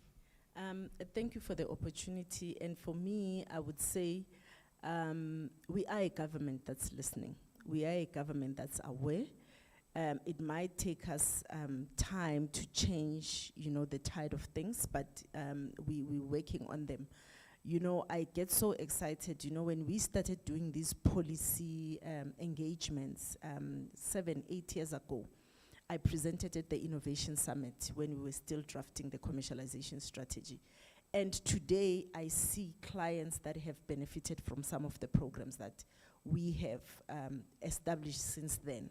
So we do listen, we are aware, and we are working towards, the change that is needed in our country for our economic development. Thank you. No, thank you for the opportunity. I just wanted to say, if you're a startup out there, and you want to build your business, there are a lot of support available. There is support from TIA if you're a tech startup. There are a lot of incubators. I think there's over 200 incubators in the country that is just set up just for you, just specifically to support you, because it's not just about the technology or the product that you're building. It's about you as a person and the skills that you need to have to actually build a successful business. But there is support out there. Reach out for support. Don't just die alone. That's why I say it's very important to become part of an incubator, because a lot of information that we're talking about here, and opportunities that we're talking about, if you are a part of an incubator, you will get to know about them, because we work with them. They work with government, they work with all these agencies that are set up to support a tech startup. But it's very important to actually get involved and be part of these systems that are actually available. And again, Innovation Bridge Portal, it's very important to actually register in that database. You would get every information. So the TIA funding, the calls for funding, it's in that platform. And also, it's not just about you starting and developing your own technology. You can actually go get technology from any university and see how you can actually take it to market. But I see that there is a lot of opportunities available for startups and a lot of support available. So I just commend you for the journey that they've been in, and just don't lose hope. Thank you. Thank you so much. Can we give our panel?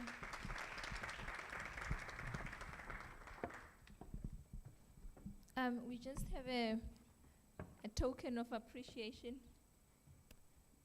Can a gentleman please move?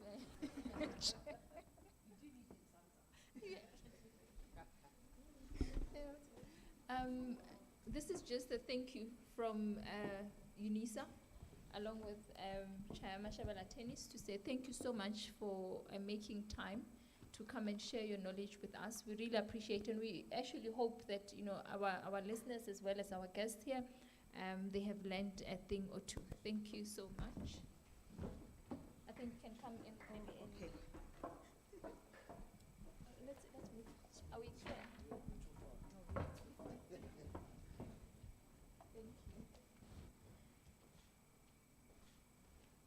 Thank you.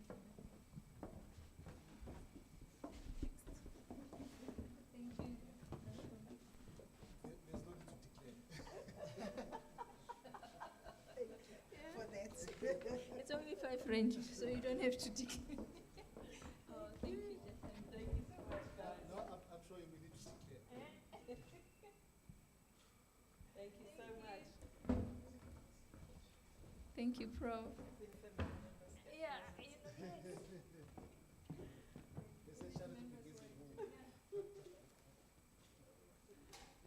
And of course, the program director, we can't forget. yes. Oh, We really can't forget. Thank you very much. thank you. Sort of directed the program very well.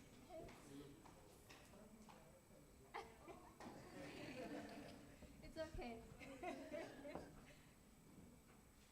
Thank you. Thank you so much. I'll hand over to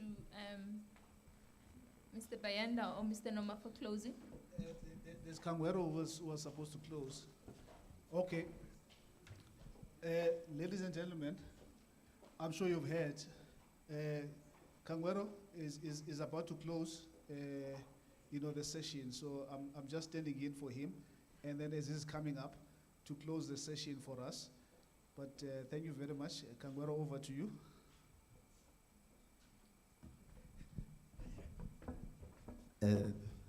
Thanks, Mr. Noma.